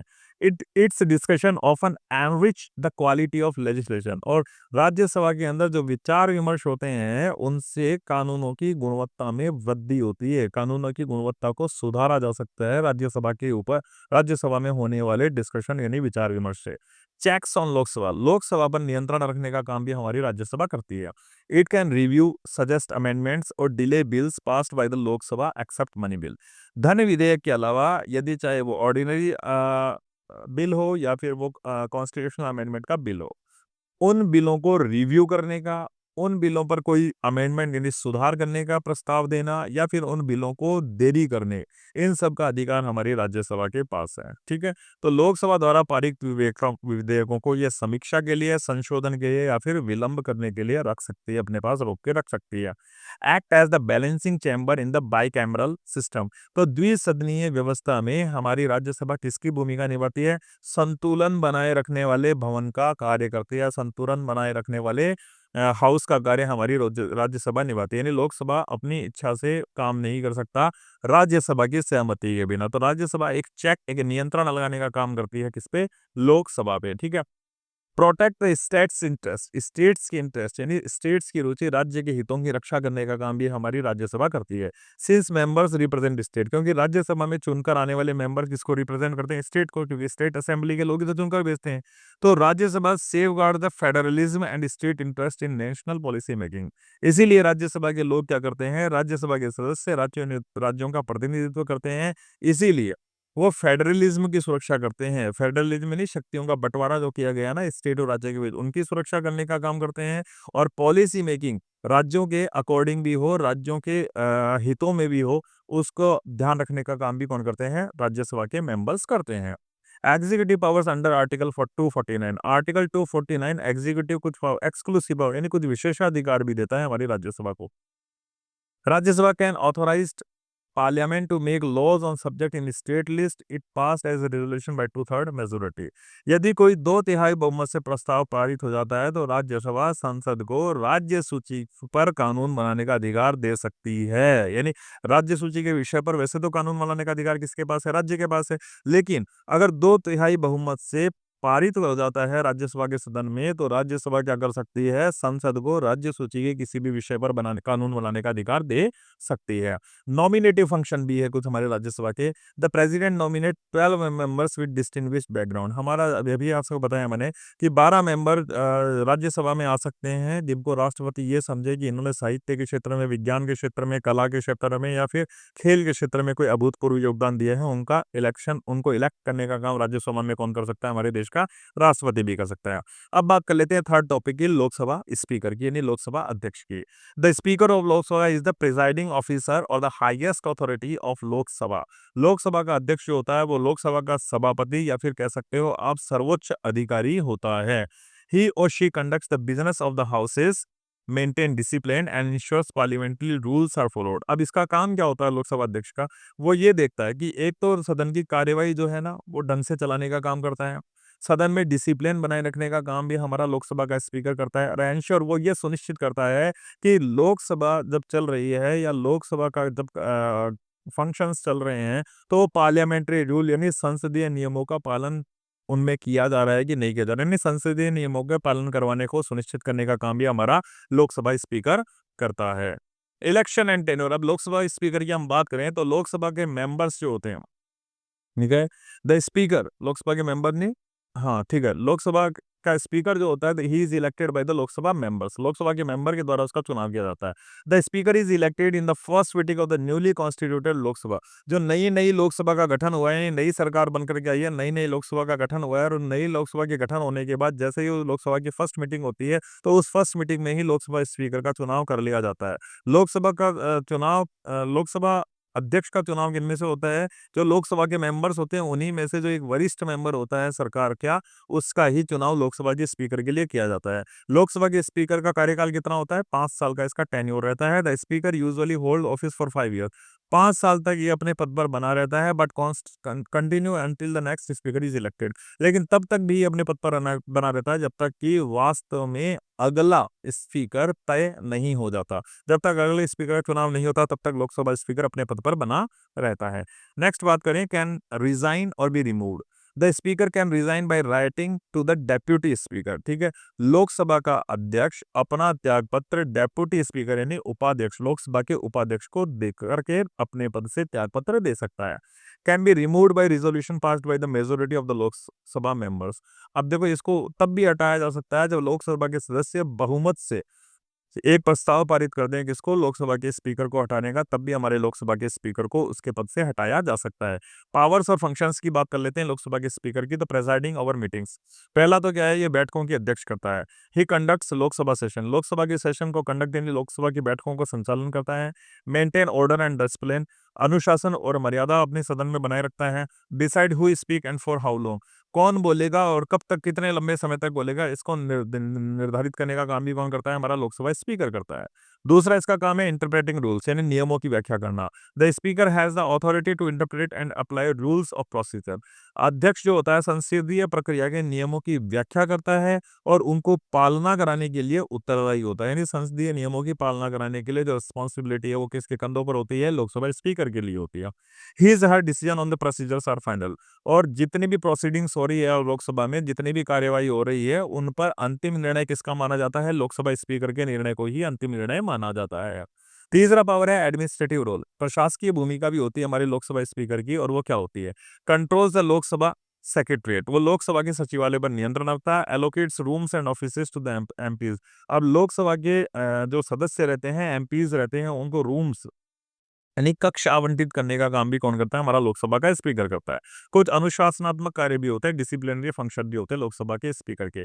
Can suspend members for disorderly behaviour. ठीक है, अगर कोई लोकसभा का सदस्य सही तरीके से काम नहीं करा है, इनडिसिप्लिन है, अनुशासनहीनता दिखा रहा है, तो उसको सस्पेंड करने का अधिकार भी किसके पास है? लोकसभा स्पीकर के पास ही है। Maintains decorums through warning and expulsion, वो या तो सदन से निष्कासन कर सकता है या फिर वो चेतावनी देकर के सदन की गरिमा को बनाए रखता है, सदन के अनुशासन को बनाए रखता है। ठीक है, नेक्स्ट है कास्टिंग वोट। ठीक है, has a casting vote in case of the tie on A motion, अगर कोई मान लो किसी भी मामले के ऊपर, ठीक है, किसी भी मामले के ऊपर टाई हो गया यानी बराबर के वोट आ गए पक्ष में और विपक्ष में, तो लास्ट यानी अंतिम निर्णायक वोट देने का अधिकार किसके पास होता है? हमारे लोकसभा के स्पीकर के पास में होता है।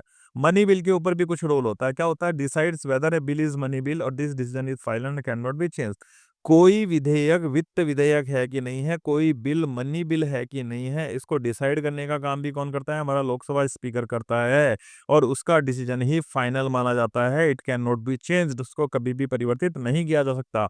Disqualification of a member. ठीक है, under the 10th schedule anti defection law, speaker has the power to decide the disqualification of a member. 10वीं अनुसूची के अंदर ये व्यवस्था की गई है कि अगर कोई दल बदल करता है और दल बदल कानून का उल्लंघन करता है तो ऐसे किसी भी मेंबर को डिसक्वालीफाई कर सकता है सदन से कौन? हमारे लोकसभा का स्पीकर। यानी दल बदल कानून के तहत किसी व्यक्ति को सदन की सदस्यता रद्द करने का काम भी लोकसभा का स्पीकर करता है। नेक्स्ट है importance of the speaker, speaker का महत्व क्या है? आप holds democratic procedures in the house, सबसे पहली जिम्मेदारी है उसका सदन में लोकतांत्रिक प्रक्रियाओं की रक्षा करता है, यानी प्रोसीडिंग्स पूरी तरीके से डेमोक्रेटिक चले सदन में, इसकी जिम्मेदारी हमारे लोकसभा स्पीकर की होती है। Act as a neutral authority ensuring fair debate, निष्पक्ष प्राधिकारी के रूप में काम करता है, यानी बायस्ड नहीं होता। भले ही सरकार की तरफ से चुना हुआ व्यक्ति होता है, भले ही सरकार का एक वरिष्ठ आदमी होता है, लेकिन फिर भी वो न्यूट्रल रहता है, किसी का भी फेवर नहीं करता सदन के अंदर। Essential for smooth functioning of A parliament, और किसी भी पार्लियामेंट की व्यवस्था सुचारू रूप से चले इसके लिए अत्यावश्यक है लोकसभा के स्पीकर का होना। यहाँ पे आकर के हमारा पॉलिटिकल साइंस का ये माइनर पेपर खत्म होता है। उम्मीद करता हूँ कि आपको सभी टॉपिक अच्छी तरीके से समझ में आ गए होंगे। एक-एक टॉपिक को हमने इस वीडियो के अंदर कवर कर दिया है, तो अगर आपने ये वीडियो देखा है, तो इसके अलावा आपको किसी भी मैटर को देखने की आवश्यकता नहीं है। सारा का सारा टोटल सिलेबस इसके अंदर कवर कर दिया गया है। आप प्लीज़ लाइक करिएगा, शेयर करिएगा, सब्सक्राइब करिएगा और कमेंट करके हमें ज़रूर बताइएगा कि आपको ये वीडियो कैसा लगा। जल्दी ही पॉलिटिकल साइंस माइनर के जो अपने इंपॉर्टेंट क्वेश्चंस और आंसर्स हो सकते हैं, उनका वीडियो भी अपलोड कर दिया जाएगा। तो सब्सक्राइब ज़रूर करें और बेल आइकन को प्रेस करें ताकि हमारे आने वाले वीडियोज़ का नोटिफ़िकेशन आप तक पहुँचते रहें। और इसके अलावा भी अन्य जो मेजर और माइनर के पेपर हैं, जल्दी ही उनके वीडियोज़ भी आपके इस चैनल पर अपलोड कर दिए जाएँगे। तो आप हमारे साथ बने रहें, बेल आइकन को प्रेस करें, वीडियो और नोटिफ़िकेशन आप तक पहुँचते रहेंगे और इंपॉर्टेंट वीडियो जल्दी ही इसी तरह आपके लिए अपलोड होते रहेंगे। तो मिलते हैं जल्दी ही नेक्स्ट वीडियो में आपसे, तब तक के लिए thank you, take care, bye bye.